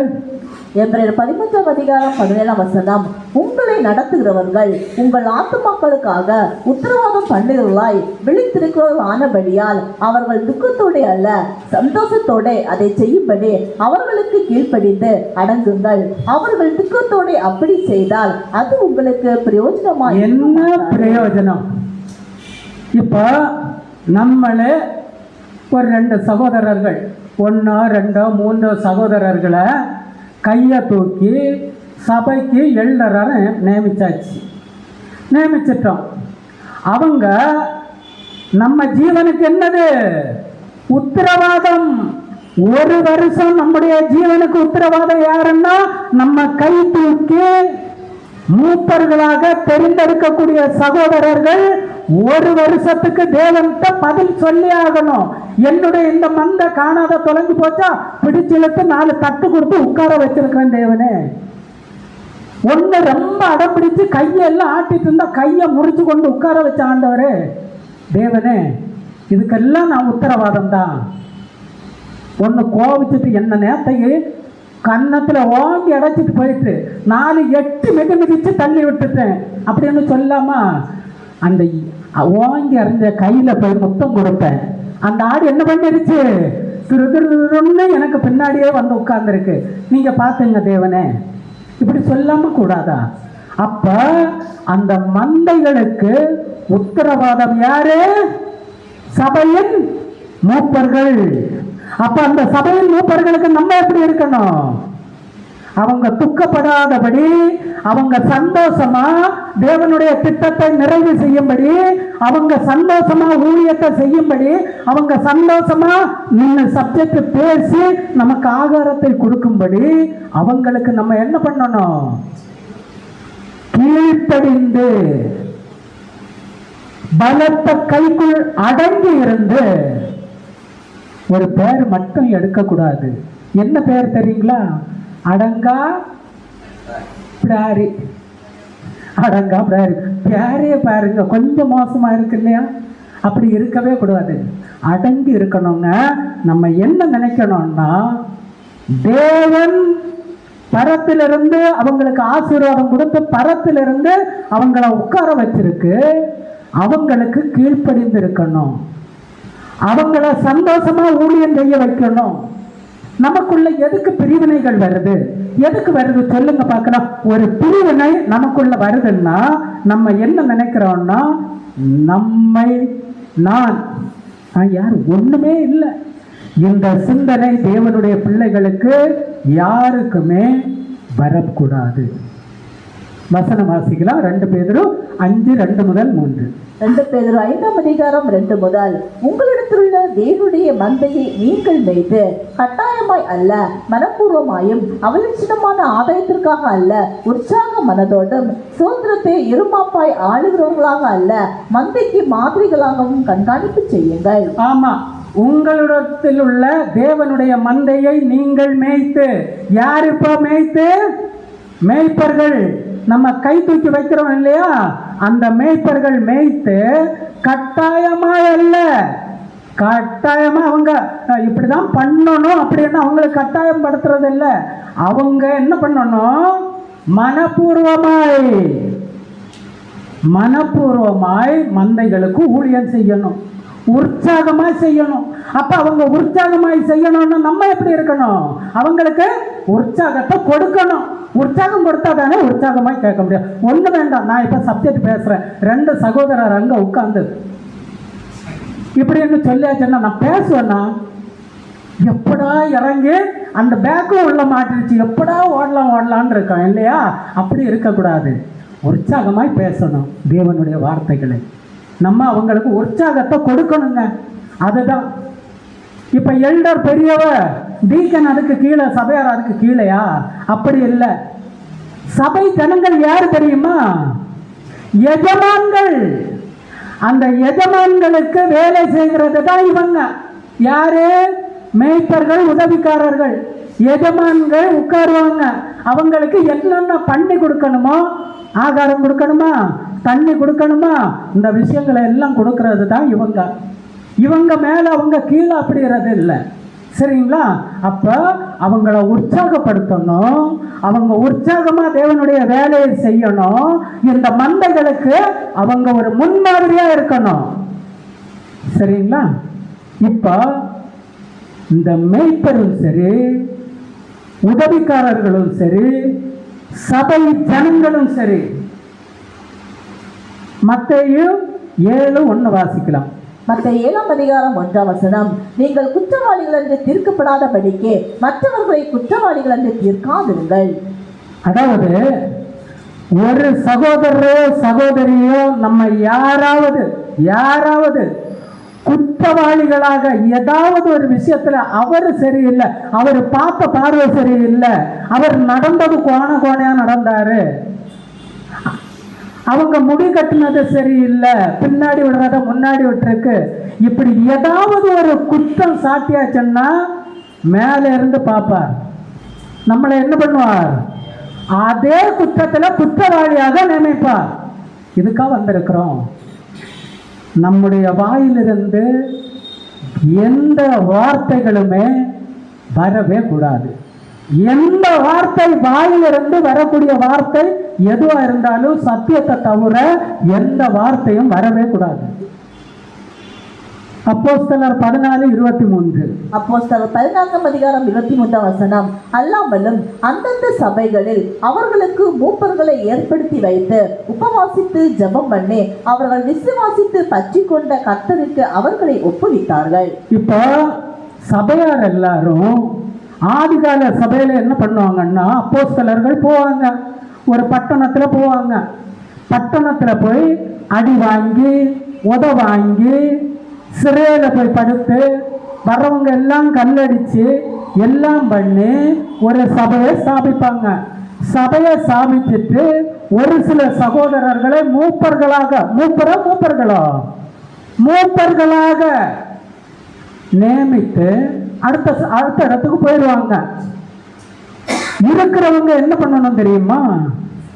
யாரு சபையை உருவாக்கிட்டு வேற இடத்துக்கு போனாங்களோ அவங்களுக்கு என்ன கணத்தை கொடுத்தாங்களோ அதே மாதிரி இங்க தேர்ந்தெடுக்கப்படக்கூடிய சகோதரர்களுக்கு கொடுக்கணும். அவங்களுக்கு கீழ்ப்படியணும். கீழ்ப்படிந்தா மட்டும்தான் இந்த மந்தையை கரெக்டாக மேய்க்க முடியும். அப்ப அவர்கள் விசுவாசித்து பற்றி கொண்ட கர்த்தருக்கு அவர்களை ஒப்புவித்தார்கள். யாரு? சபையை ஸ்தாபிச்சுட்டு வெளியே போறாங்க இல்ல, அவங்க A-B அப்படிங்கிற சகோதரர்களை நியமிச்சுட்டு போவாங்க. இவங்களுக்கு ஜெபம் பண்ணி கர்த்தருக்கும் சபைக்கும் ஒப்பு கொடுத்துட்டு போவாங்க. இவங்க தனக்கு கிடைச்ச வாய்ப்பை கரெக்டா பயன்படுத்தணும். எப்படி பயன்படுத்தணும்? தன் ஜீவனை மந்தைகளுக்காக கொடுப்பது,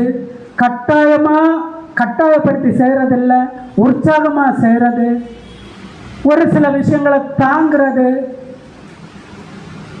உண்மையிலே மூத்த சகோதரர்களுக்கு தெரியுங்க. நாங்கள் கோயம்புத்தூருக்கு போயிட்டு இருக்கும்போது ஒரு சகோதரர் இருந்தார். அவர் இப்போ நம்ம சத்தியத்தில் இல்லை. ஒரு வாரம் 2 சகோதரர் உட்கார்ந்து பேசியாச்சுன்னா அடுத்த வாரம் ஸ்டேஜில் ஏறிட்டு நீங்கள் அங்கே போங்க, நீங்கள் எங்கே வாங்க பாரு, கரெக்டாக போடுவார். 2 சகோதரர்கள் ஒட்டுக்க உட்காரக்கூடாது. கன்வென்ஷன் ஆகட்டு, சபை கூடுதல் ஆகட்டு. என்ன தெரியுமா? அந்த 2 பேரும் தான் ஒட்டுக்கவே உட்கார்ந்து பிரதர் இது சரியில்லை, அது சரியில்லை, அது சொத்த, அந்த சக்கையில கொட்டை இல்லை, இந்த சக்கையில புழு பிடிச்சிருக்கு, இதெல்லாம் சொல்லுவாங்க. அதெல்லாம் உட்காரவே கூடாது. எல்லாமே நம்ம சகோதரர் தாங்க. பாத அங்கங்களா இருக்கிறோம். இந்த அங்கத்துல ரோட்ல நடக்கும்போது எல்லாம் தான் என்ன ஆகும், தரையில படும், கல்லு குத்தும், எல்லாத்துக்கும் வலிக்கும். இப்ப வெள்ள மட்டும் ஊனி நடக்க முடியுமா? முடியாது. மொத்தமா காலை வச்சாதான் நடக்க முடியும். அதுக்கு தான் இப்போ ஓடிட்டு இருக்கிறோம். சரிங்களா அன்புக்குரிய சகோதரர்களே? அப்போ தேவன் சார்பாக நம்ம யாரை கை தூக்கி மூப்பர்களாக சபையில ஏற்படுத்துறோமோ, தேவன் அபிஷேகம் பண்ணி வச்சிருக்கிறார். அந்த சகோதரர்களுக்கு நம்ம என்ன பண்ணணும்? அவங்க நமக்கு தாயா இருந்து நம்மளை வழி நடத்துவாங்க. அவங்களுக்கு கீழ்ப்படியணும். சரிங்களா? 1 தீமோத்தேயு 3:2. 1 தீமோத்தேயு 3:2. ஆகையால் கண்காணியானவன் குற்றம் சாட்டப்படாதவன். ஒரு சகோதரர் எக்ஸ் அப்படிங்கிற ஒரு சகோதரர் இருக்கிறாரு.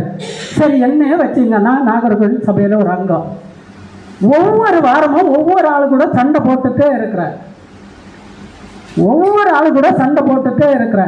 ஒரு 10 பேரை என்ன பக்கம் வச்சுட்டு மீது ஒவ்வொரு ஆளையும் சண்டை போட்டு ஏதாவது ஒரு விஷயத்துல கசக்கிட்டு இருக்கிற எனக்கு நீங்க கை தூக்கலாமா?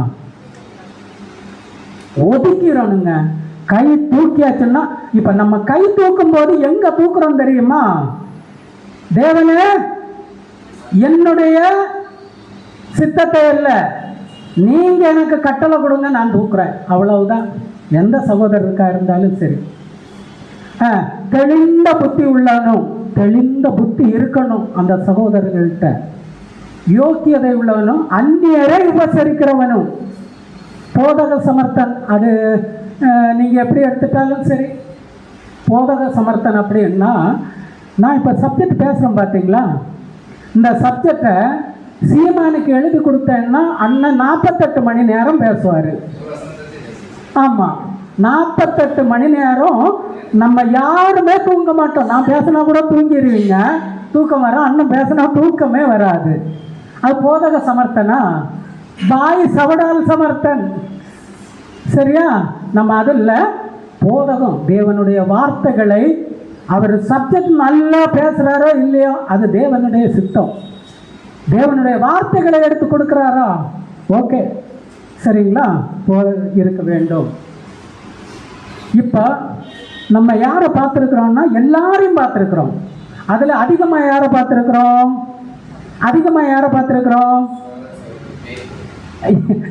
3 விதத்தில் பதில் வருது. பார்த்தீங்களா? உண்மை இதுதாங்க. மேய்ப்பர்களை பார்த்தோம், உதவிக்காரர்களை பார்த்தோம், சபை சகோதர சகோதரிகளை பார்த்துருக்குறோம். 3 பேரையும் பார்த்துருக்குறோம். அதில் அதிகமாக யாரை பார்த்துறோம்னா, மூப்பர்களை பார்த்துருக்குறோம். அடுத்தபடியாக உதவிக்காரர்களை பார்க்க போகிறோம். ஒரே ஒரு வசனம் தான், அதிகம் நம்ம பேசுறதில்ல, ஒரே ஒரு வசனம் தான். இப்போ ஆதிகால சபையில் அப்போஸ்தலர்கள் என்ன பண்ணுவாங்கன்னா, தேவனுடைய சத்தியத்தை பேசுறது, யாரையாவது சத்தியத்தை சொல்லி உள்ள கொண்டு வந்து பேப்டிசம் கொடுக்கறது, சபைகளை ஸ்தாபிக்கிறது, இந்த மாதிரியான விஷயங்களை பண்ணாங்க. அங்க ஒரு பிரச்சனை வந்து, என்ன பிரச்சனை? யூதர்களுக்கும் கிரேக்கர்களுக்கும், ஸ்திரீகளுக்கு, விதவை ஸ்திரீகளை பார்க்கல அப்படின்னு இவங்க அவங்கள சொல்றது, அவங்க இவங்கள சொல்றது, இவங்களால இந்த ஊழியத்தை மட்டும்தான் பார்க்க முடியுது. அப்பதான் அங்க ஒரு விஷயத்தை பண்றாங்க. அப்போஸ்தலர் 6:3 அப்போஸ்தலர் 6:3 அப்பொழுது 12 சீசர் கூட்டத்தை வரவழைத்து, நாங்கள் தேவ வசனத்தை போதியாமல் பந்தி விசாரணை செய்வது தகுதி அல்ல. இப்ப இங்க சண்டை நடந்துட்டு இருக்கு. எதுக்கு சண்டை? பந்தி விசாரிக்கிறதுக்கு, பராமரிக்கிறதுக்கு சண்டை நடந்துட்டு இருக்கு. நாங்க இதை மட்டும் இங்க பார்த்துட்டு இருந்தோம்னா தேவனுடைய திட்டம் நின்று போகும், எங்களுக்கு வேற வேலை இருக்குன்னு சொல்லிட்டு, ஆதலால் சகோதரரே, பரிசுத்த ஆவியும் ஞானமும் நிறைந்து நற்சாட்சி பெற்றிருக்கிற 7 பேரை உங்களில் தெரிந்து கொள்ளுங்கள், அவர்களை இந்த வேலைக்காக ஏற்படுத்துவோம். யாருக்கு? அப்ப அந்த உதவிக்காரர்களாக நியமிக்கப்படுறவங்களுக்கும் ஒரே தகுதி தாங்க. யார் மாதிரி? மூப்பர்கள் மாதிரி. என்ன இருக்கணும்? நல்ல ஒழுக்கம் இருக்கணும், மந்தைகளுக்கு முன்மாதிரியாக இருக்கணும். சரிங்களா? மந்தையை ஸ்பெஷலா கவனிக்கக்கூடிய மூப்பர்கள் கூட சத்தியத்தை பேசுவாங்க, எல்லாம் பண்ணுவாங்க. ஆனா உதவிக்காரர்களாக வைக்கிறவங்க அவங்களுக்கு என்னென்ன தேவை இருக்கு அப்படிங்கிறத கரெக்டா கண்டுபிடிக்கணும். கண்டுபிடிச்சு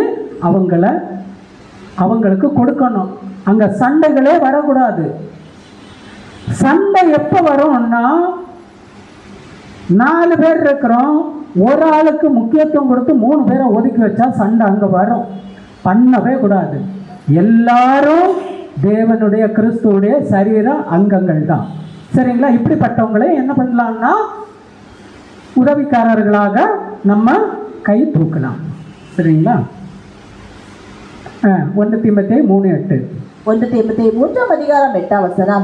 அந்தபடியே உதவிக்காரரும் இருதாக்குள்ளவர்களாயும் மதுபான பிரியராயும் எளிவான ஆதாயத்தை இச்சைகளாயும் இராமல் நல்லொழுக்கம் உள்ளவர்களாயும். நம்ம இப்ப இந்த வசனத்துல முதல் பாட்டு எடுக்கிறோம். இந்த முதல் பாட்டு எப்படின்னா, முதல்ல யாருக்கு தெரியுமா? அடியனுக்கு, பேசுற எனக்கு. அடுத்ததான் உங்களுக்கு வரும். அந்தபடியே உதவிக்காரரும் இருநாக்குள்ளவர்களும். இப்ப இந்த இருநாக்குள்ளவர்கள் அப்படின்னா யாருக்கு கொடுத்திருக்கு? உதவிக்காரருக்கு இருக்கு. அப்ப மூப்பர்களுக்கு, அப்ப சபையாருக்கு இருநாக்கு இருக்கலாமா? இருநாக்கு எதுக்கு இருக்கும்? எதுக்கு பாம்புக்கு இருக்கும். நம்ம பேசிக்கல படிக்கும் போது நம்ம மைண்ட்ல போய் நிக்கிறதுக்கு என்ன சொல்லுவாங்க தெரியுமா? ஏவாள்கிட்ட போய் பாம்பு சொல்லிச்சு, பேசிச்சு அப்படின்னு. இப்ப இந்த பாம்பை பார்க்கும்போது அதுக்கப்புறம் நிறைய நமக்கு விஷயங்கள் தெரியும். பாம்புன்னா என்ன, எதை போய் ஏவாளை ஏமாத்துச்சு அப்படின்னு. பாம்புக்கு அதிக தன்மை கொண்ட ஒரு விஷயம் இருக்கு. என்னது? விஷம். அதே மாதிரி இந்த அதிர்வு இருக்கு இல்லையா, அதுக்கு காது கேட்காது. ஒரு சிலர் சொல்லுவாங்க, நம்ம ஊர்ல தான் அடிக்கடி சொல்லுவாங்க பாம்பு காதுன்னு. பாம்புக்கு எங்க காது இருக்கு? அதிர்வை வச்சு கண்டுபிடிக்கும். அப்ப இந்த பாம்பு நாக்கு எப்படி இருக்கும் தெரியுமா? அது ஓடும், அது பாருங்க 2ஆ பிரிஞ்சுட்டே போகும். எப்படி தெரியுமா? என்ன சொல்லு நமக்கு கத்து தெரியுமா? இங்க ஒரு கோஷ்டி வச்சுக்க, இங்க ஒரு கோஷ்டி வச்சுக்க, 2 கோஷ்டி ஒன்றையும் சேர விடாத. இந்த பாம்பு இருந்தாக்குள்ளது. இது உதவிக்காரர்களுக்கு மட்டும் இல்லை, எல்லாருக்கும். அப்ப நமக்கு எப்படி இருக்கக்கூடாது? 2 நாக்கு இருக்கக்கூடாது. 2 நாக்கு இருந்தா என்ன பண்ணுவோம் தெரியுமா? இங்க போய் பிரதர், நீங்களா பிரதர், சூப்பர், அவர் பண்ணது ஒன்றும் சரியில்லை பிரதர். அங்க போய் பிரதர், அவர் உங்களை பத்தி என்ன சொன்னாரு தெரியுமா? இவர் ஏதோ வாய் திறந்து ஆமா பிரதர் அப்படி இருப்பார். அங்க போய் என்ன சொல்லுவாரு தெரியுமா? பிரதர், அவர்கிட்ட கொஞ்சம் ஜாக்கிரதையா இருந்துங்க, என்ன பண்ணாரு தெரியுமா? ஒன்றும் பண்ணியிருக்க மாட்டாரு. இதுதான் இருநாக்கு. இருநாக்கு எப்போதும் ஒன்று சேர விடாது. 2 பக்கம் பிரிச்சு பேசிட்டே இருக்கும். இருக்கவே கூடாத ஒரு மோசமான கேரக்டர் இதுதான். யாருக்குமே சபையாருக்கு இருக்கக்கூடாது. இது இருந்தா அவங்க எல்டராவும் வைக்காதுங்க, உதவிக்காரர்களுக்கும் வைக்காதுங்க. சபையில இருந்தா சபையும் நாரடிச்சு போயிடுவாங்க. சரிங்களா?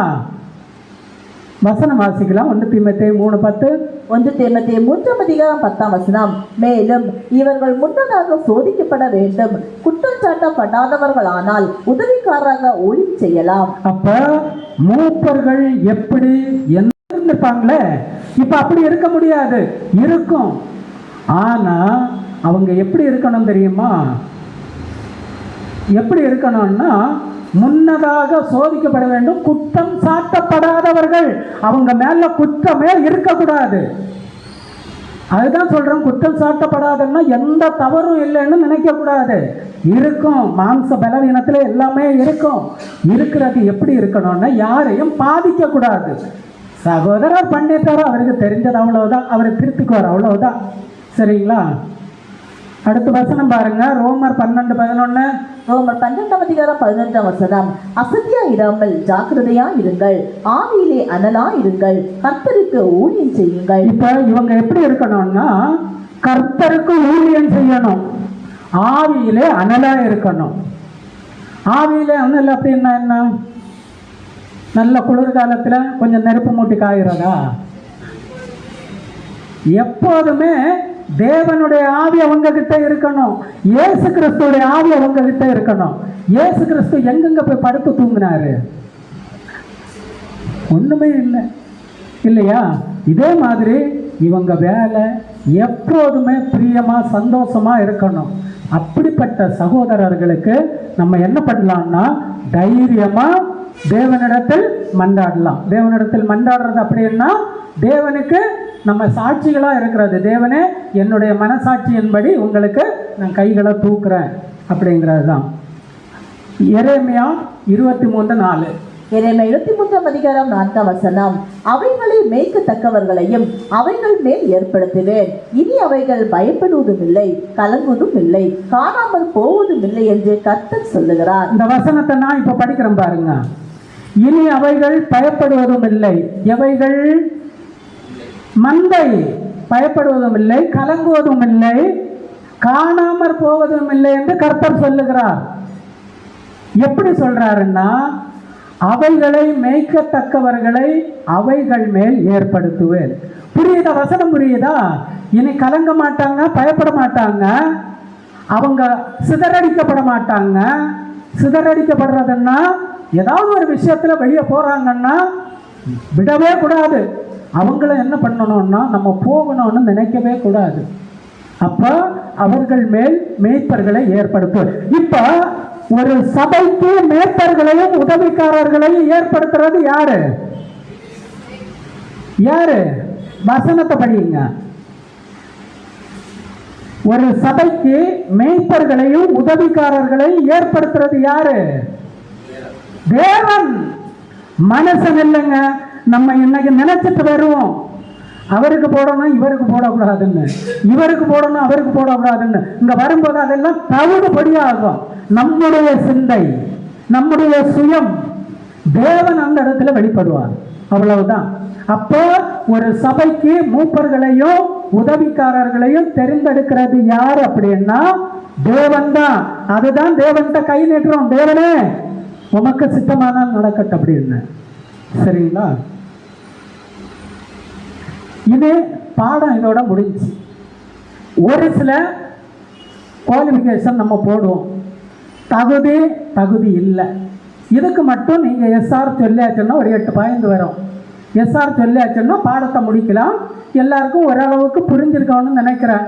புரியலைன்னா, எஸ்ஆர் சொல்லலைன்னா திருப்பி நம்ம என்ன பண்ணுவோம், முதல்ல இருந்த இந்த பாடத்தை பார்க்கலாம். சரிங்களா? சரி.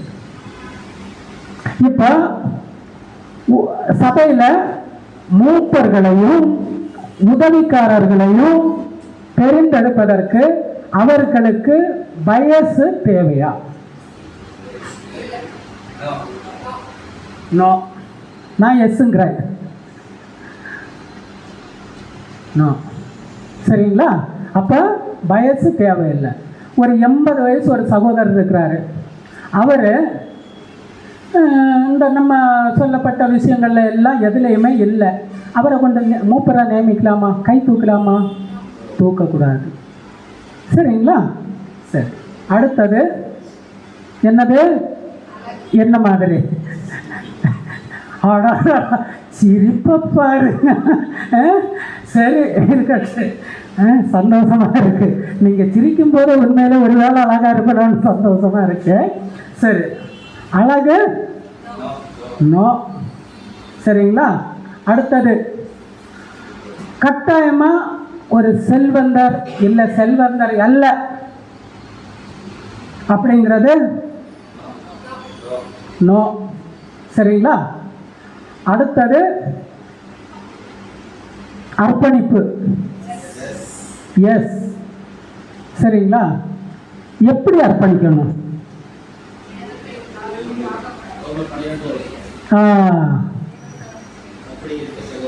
ஆமா. தேவனுக்கு எப்படி அர்ப்பணிக்கணும் அப்படின்னா சுயத்துக்குன்னு எதையுமே நினைக்க கூடாது. சுயம் அப்படிங்கிறத தூக்கி போட்டுட்டு அர்ப்பணிக்கணும். ஒரு வேளை அடியன் இந்த சபையில் எக்ஸ் அப்படிங்கிற ஒரு பொசிஷன்ல இருக்கிறேன். நாமினேஷன் பண்ணிட்டீங்க. நான் எலெக்ஷனில் எனக்கு 25 ஓட்டில் 6 ஓட்டு விழுகுது. நான் என்ன பண்ணலாம்? வச்சுக்கிறேன், அடுத்த வருஷம் வச்சுக்கிறேன். சந்தோஷம். அதாவது மூப்பர்களையும் உதவிக்காரர்களையும் நியமிக்கிறது யாரு? தேவன். அவ்வளவுதான், வெரி சிம்பிள். தேவன் நியமிக்கிறாரு, சந்தோஷமா போயிட்டே இருக்கணும். நான் இன்னும் ஏதோ விஷயத்துல குறை உள்ளவனா இருக்கிறேன், குறைபட்டு இருக்கிறேன். சரிங்களா? இந்த கை என்ன நினைக்கணும் தெரியுமா? இந்த கை மாதிரி என்ன வித்தியாசம் இருக்கு? 2 கைக்கும் என்ன வித்தியாசம் இருக்கு பாருங்க, நல்லா தெரியும். இந்த விரல் ஒரு குறை ஆக்சிடென்ட் ஆனது, சரியா? இந்த விரல் நல்லா இருக்கு, இது ஓகே. இது என்ன ஆயிட்டு? குறை இருக்கு. இந்த குறை சரியாயிட்டுன்னா அடுத்த வருஷம் பார்த்துடலாம். கர்த்தருக்கு ஸ்தோத்திரம். எனக்கு இந்த வருஷம் ரெஸ்ட் கொடுத்துருக்கிறாரு. வீட்டில் போய் நீட்டா படுத்து, அதுதான் இந்த மைண்டு தான் இருக்கணும். ரெஸ்ட் கொடுத்துருக்கிறாரு. சகோதர சகோதரிகளுக்கு ஏதோ பெரிய இல்லாத விஷயம் பண்ணிட்டு இருக்கிறேன். இந்த வருஷம் ஃபுல்லா எப்படி ஓடுவேன்? நல்லா டர்ன் ஓவர் பண்ணுவேன். எது? தேவனுடைய பிஸ்னஸை டர்ன் ஓவர் பண்ணுவேன். அடுத்த வருஷம் பாருங்க, 100% எனக்கு ஓட்டு போட மாட்டாங்க அப்படிங்கிற மைண்ட்ல இருக்கணும். ஓட்டு போடுவாங்கன்னு நினைச்சா ஏமாந்து போவோம். எதுக்கு? அழகா உட்காந்து வேலை செஞ்சுட்டு போகலாமே, சரியா? எல்டரா இருக்கிறவங்க, டீக்கனா இருக்கிறவங்க உதவ வாங்குறது இல்லையா? பின்னாடி கல்லடி படுறது இல்லையா? சந்தோஷமா இருக்கலாமே, ஒன்றும் வாடாம. சரிங்களா? இந்த மாதிரி அர்ப்பணிப்பு இருக்கணும். அடுத்தது சபை கூடி வருதல். எஸ், இந்த சபை கூடி வருதல் இருக்கு பாருங்க. சபைக்கென்ன தங்களை தேவன் அபிஷேகம் பண்ணி வைக்கும் போது எல்டராகவும் உதவிக்காரராகவும் அபிஷேகம் பண்ணி வைக்கும் போது சபை கூடி வருகிறதை எந்த காரணத்தாலும் விட்டுவிடக்கூடாது. என் சித்தப்பா பொண்ணுக்கு காலையில 10:30 மணிக்கு கல்யாணம், 9:30 மணிக்கு சபை. என்ன பண்ணலாம்? சித்தப்பா பொண்ணு கல்யாணம் போறவங்களுக்கு கை தூக்குனா இந்த கையில ஒரு கத்தி கொண்டுறணும், வெட்டிடணும். எப்படி தெரியுமா? அந்த கையே ஆகாது, நீ சரீரம் முழுவதையும் கெடுத்துட்டு இருக்கிற என்ன. அப்ப என்ன பண்ணணும்னா இப்படியே பிடிச்சிட்டு அந்த கை நமக்கு ரொம்ப இதா இருக்கும், தூக்கும் போது விடக்கூடாது. ஆமா, இதுதான் இடரல் ஆக்கிட்டு இருக்கோம். சரியா? சரி. அப்புறம் இந்த விஷயம் அறவே அவங்ககிட்ட இருக்க விடாதுங்க. எஸ், இதுதான் நம்ம சப்ஜெக்ட்ல முழுக்க முழுக்க பார்த்தோம். சரிங்களா? முழுக்க முழுக்க சின்னதா மறுபடியும் சொல்றேன் பாருங்க. இந்த சபையை மேய்ப்பதற்காக தேவன் அபிஷேகம் பண்ணக்கூடிய சகோதரர்கள், சபையில இருக்கக்கூடிய ஒரு சில மண்டை நாடுகள் என்ன பண்ணோம்னா ஒரு சில குறும்புகள் பண்ணும், நமக்கு எதிராகவே செயல்படும். போய் அழகா உட்கார்ந்து பேசணும், கோஷ்டி கேட்க கூடாது, அழகா உட்கார்ந்து பேசணும். சகோதரரே, நீங்க பண்ணீங்க அந்த விஷயம் இருக்கு பாருங்க, தேவனுக்கு பிரியமா? கிறிஸ்து இப்ப நம்ம கூட இருந்தாருன்னா அந்த விஷயத்தை கிறிஸ்து ஏற்றுக்கொள்வாரா? கிறிஸ்துவுக்கு முன்ன இந்த விஷயத்தை நீங்க பண்ணுவீங்களா? கேட்டு பாருங்க. கிறிஸ்துவ முன்ன வைக்கணுங்க. இதுதாங்க அன்பு. சத்ருவை சிநேகி, முத்தம் இடுவாங்க யூதாஸ் காரியத் மாதிரி, ஆனா துரோகம் பண்ணுவாங்க. அவங்கள்ட்ட என்ன பண்ணணும்? அன்பு காட்டணும். நம்மளை திட்டாங்க, நல்லா திட்டாங்க.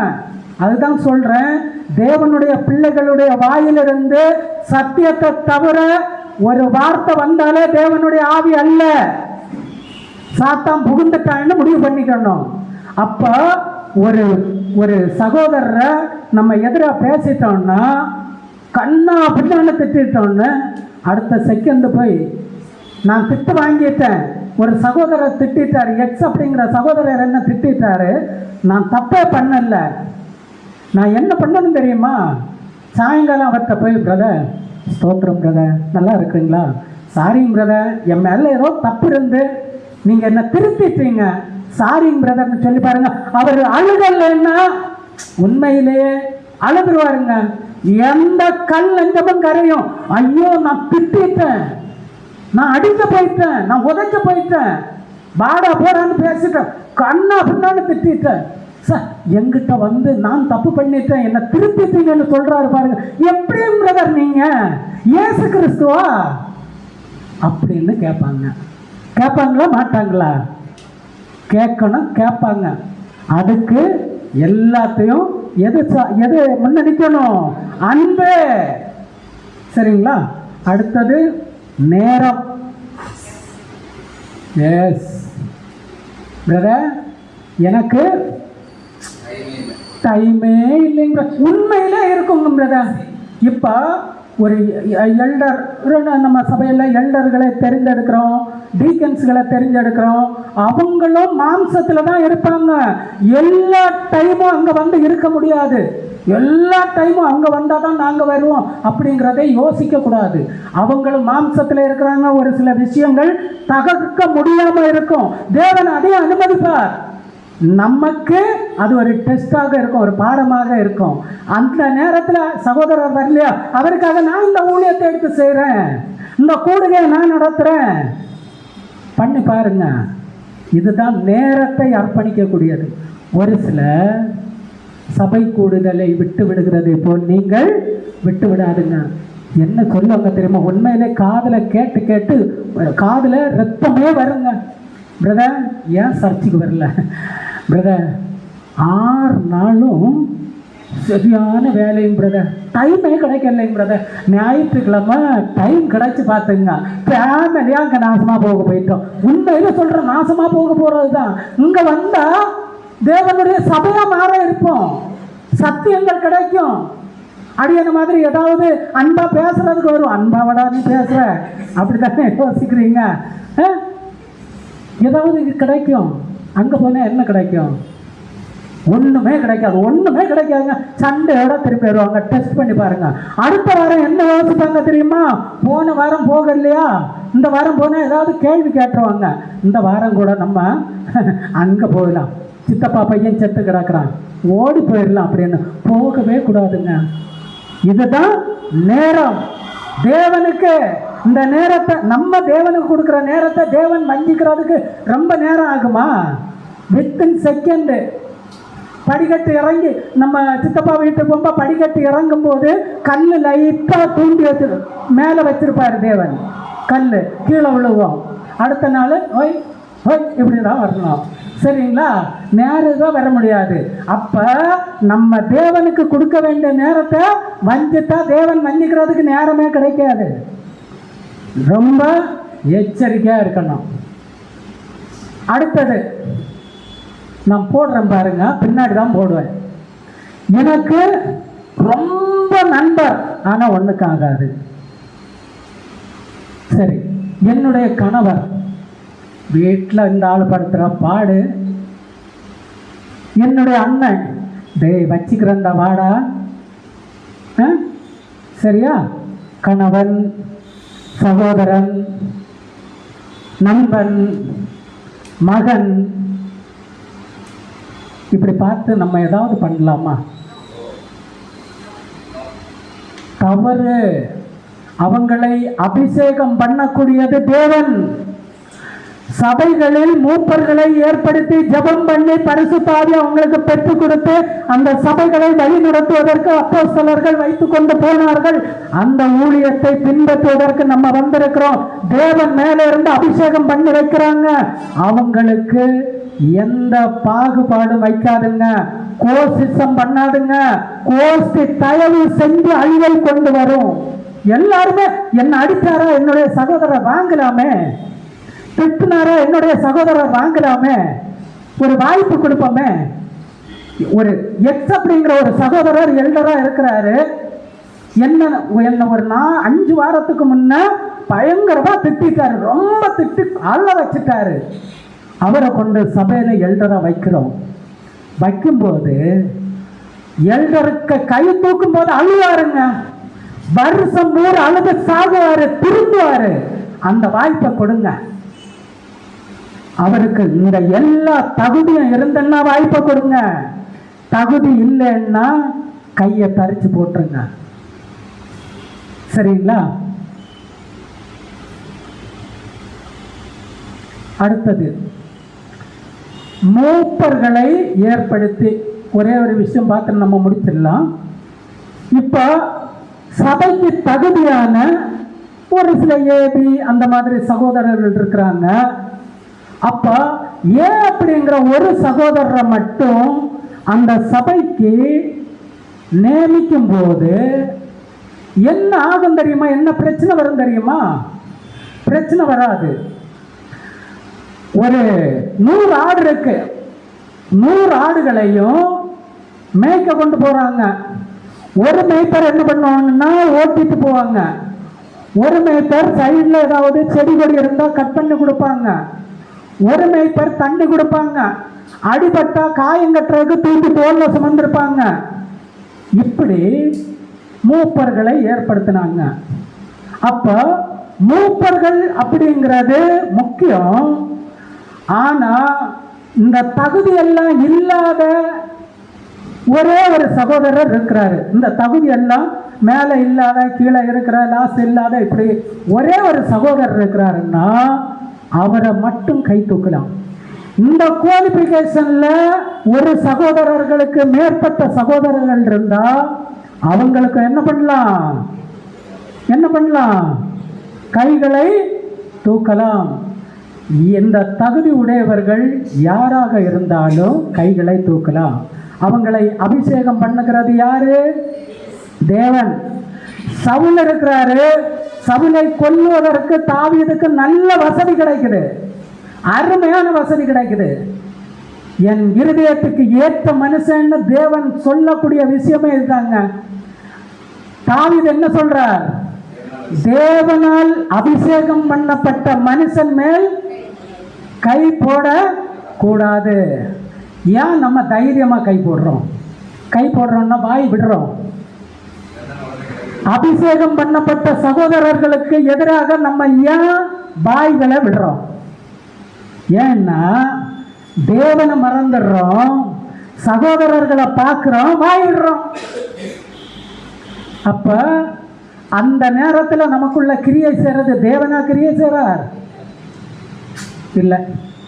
அன்புக்குரிய சகோதர சபையில் ஒரு 10 பாயிண்ட் கூட, ஒரு 3/4 மணி நேரம் கூட, 12 மணிக்கு நம்ம முடிச்சிடலாம். இப்படியாக இந்த காரியங்களை நமக்கு வெளிப்படுத்திய நம்முடைய பிதாவாகிய தேவனுக்கு இரட்சகர் மூலமாக நாம் துதிகளையும் ஸ்தோத்திரங்களையும் கூட ஏறெடுத்துக் கொள்ளலாம். அடியனுக்கு இந்த நாகர்கோவில் சபை அனைத்து பரிசுத்தவான்களும் தேவன் சார்பாக ஒரு வாய்ப்பு கொடுத்தீங்க. உங்களுக்கும் அன்பின் வாழ்த்துக்களை தெரிவித்துக் கொள்ளுகிறேன். மறுபடியுமாக தேவன் வாய்ப்பு கொடுத்தால் நாம் அனைவரும் சந்திக்கலாம். ஆமென்.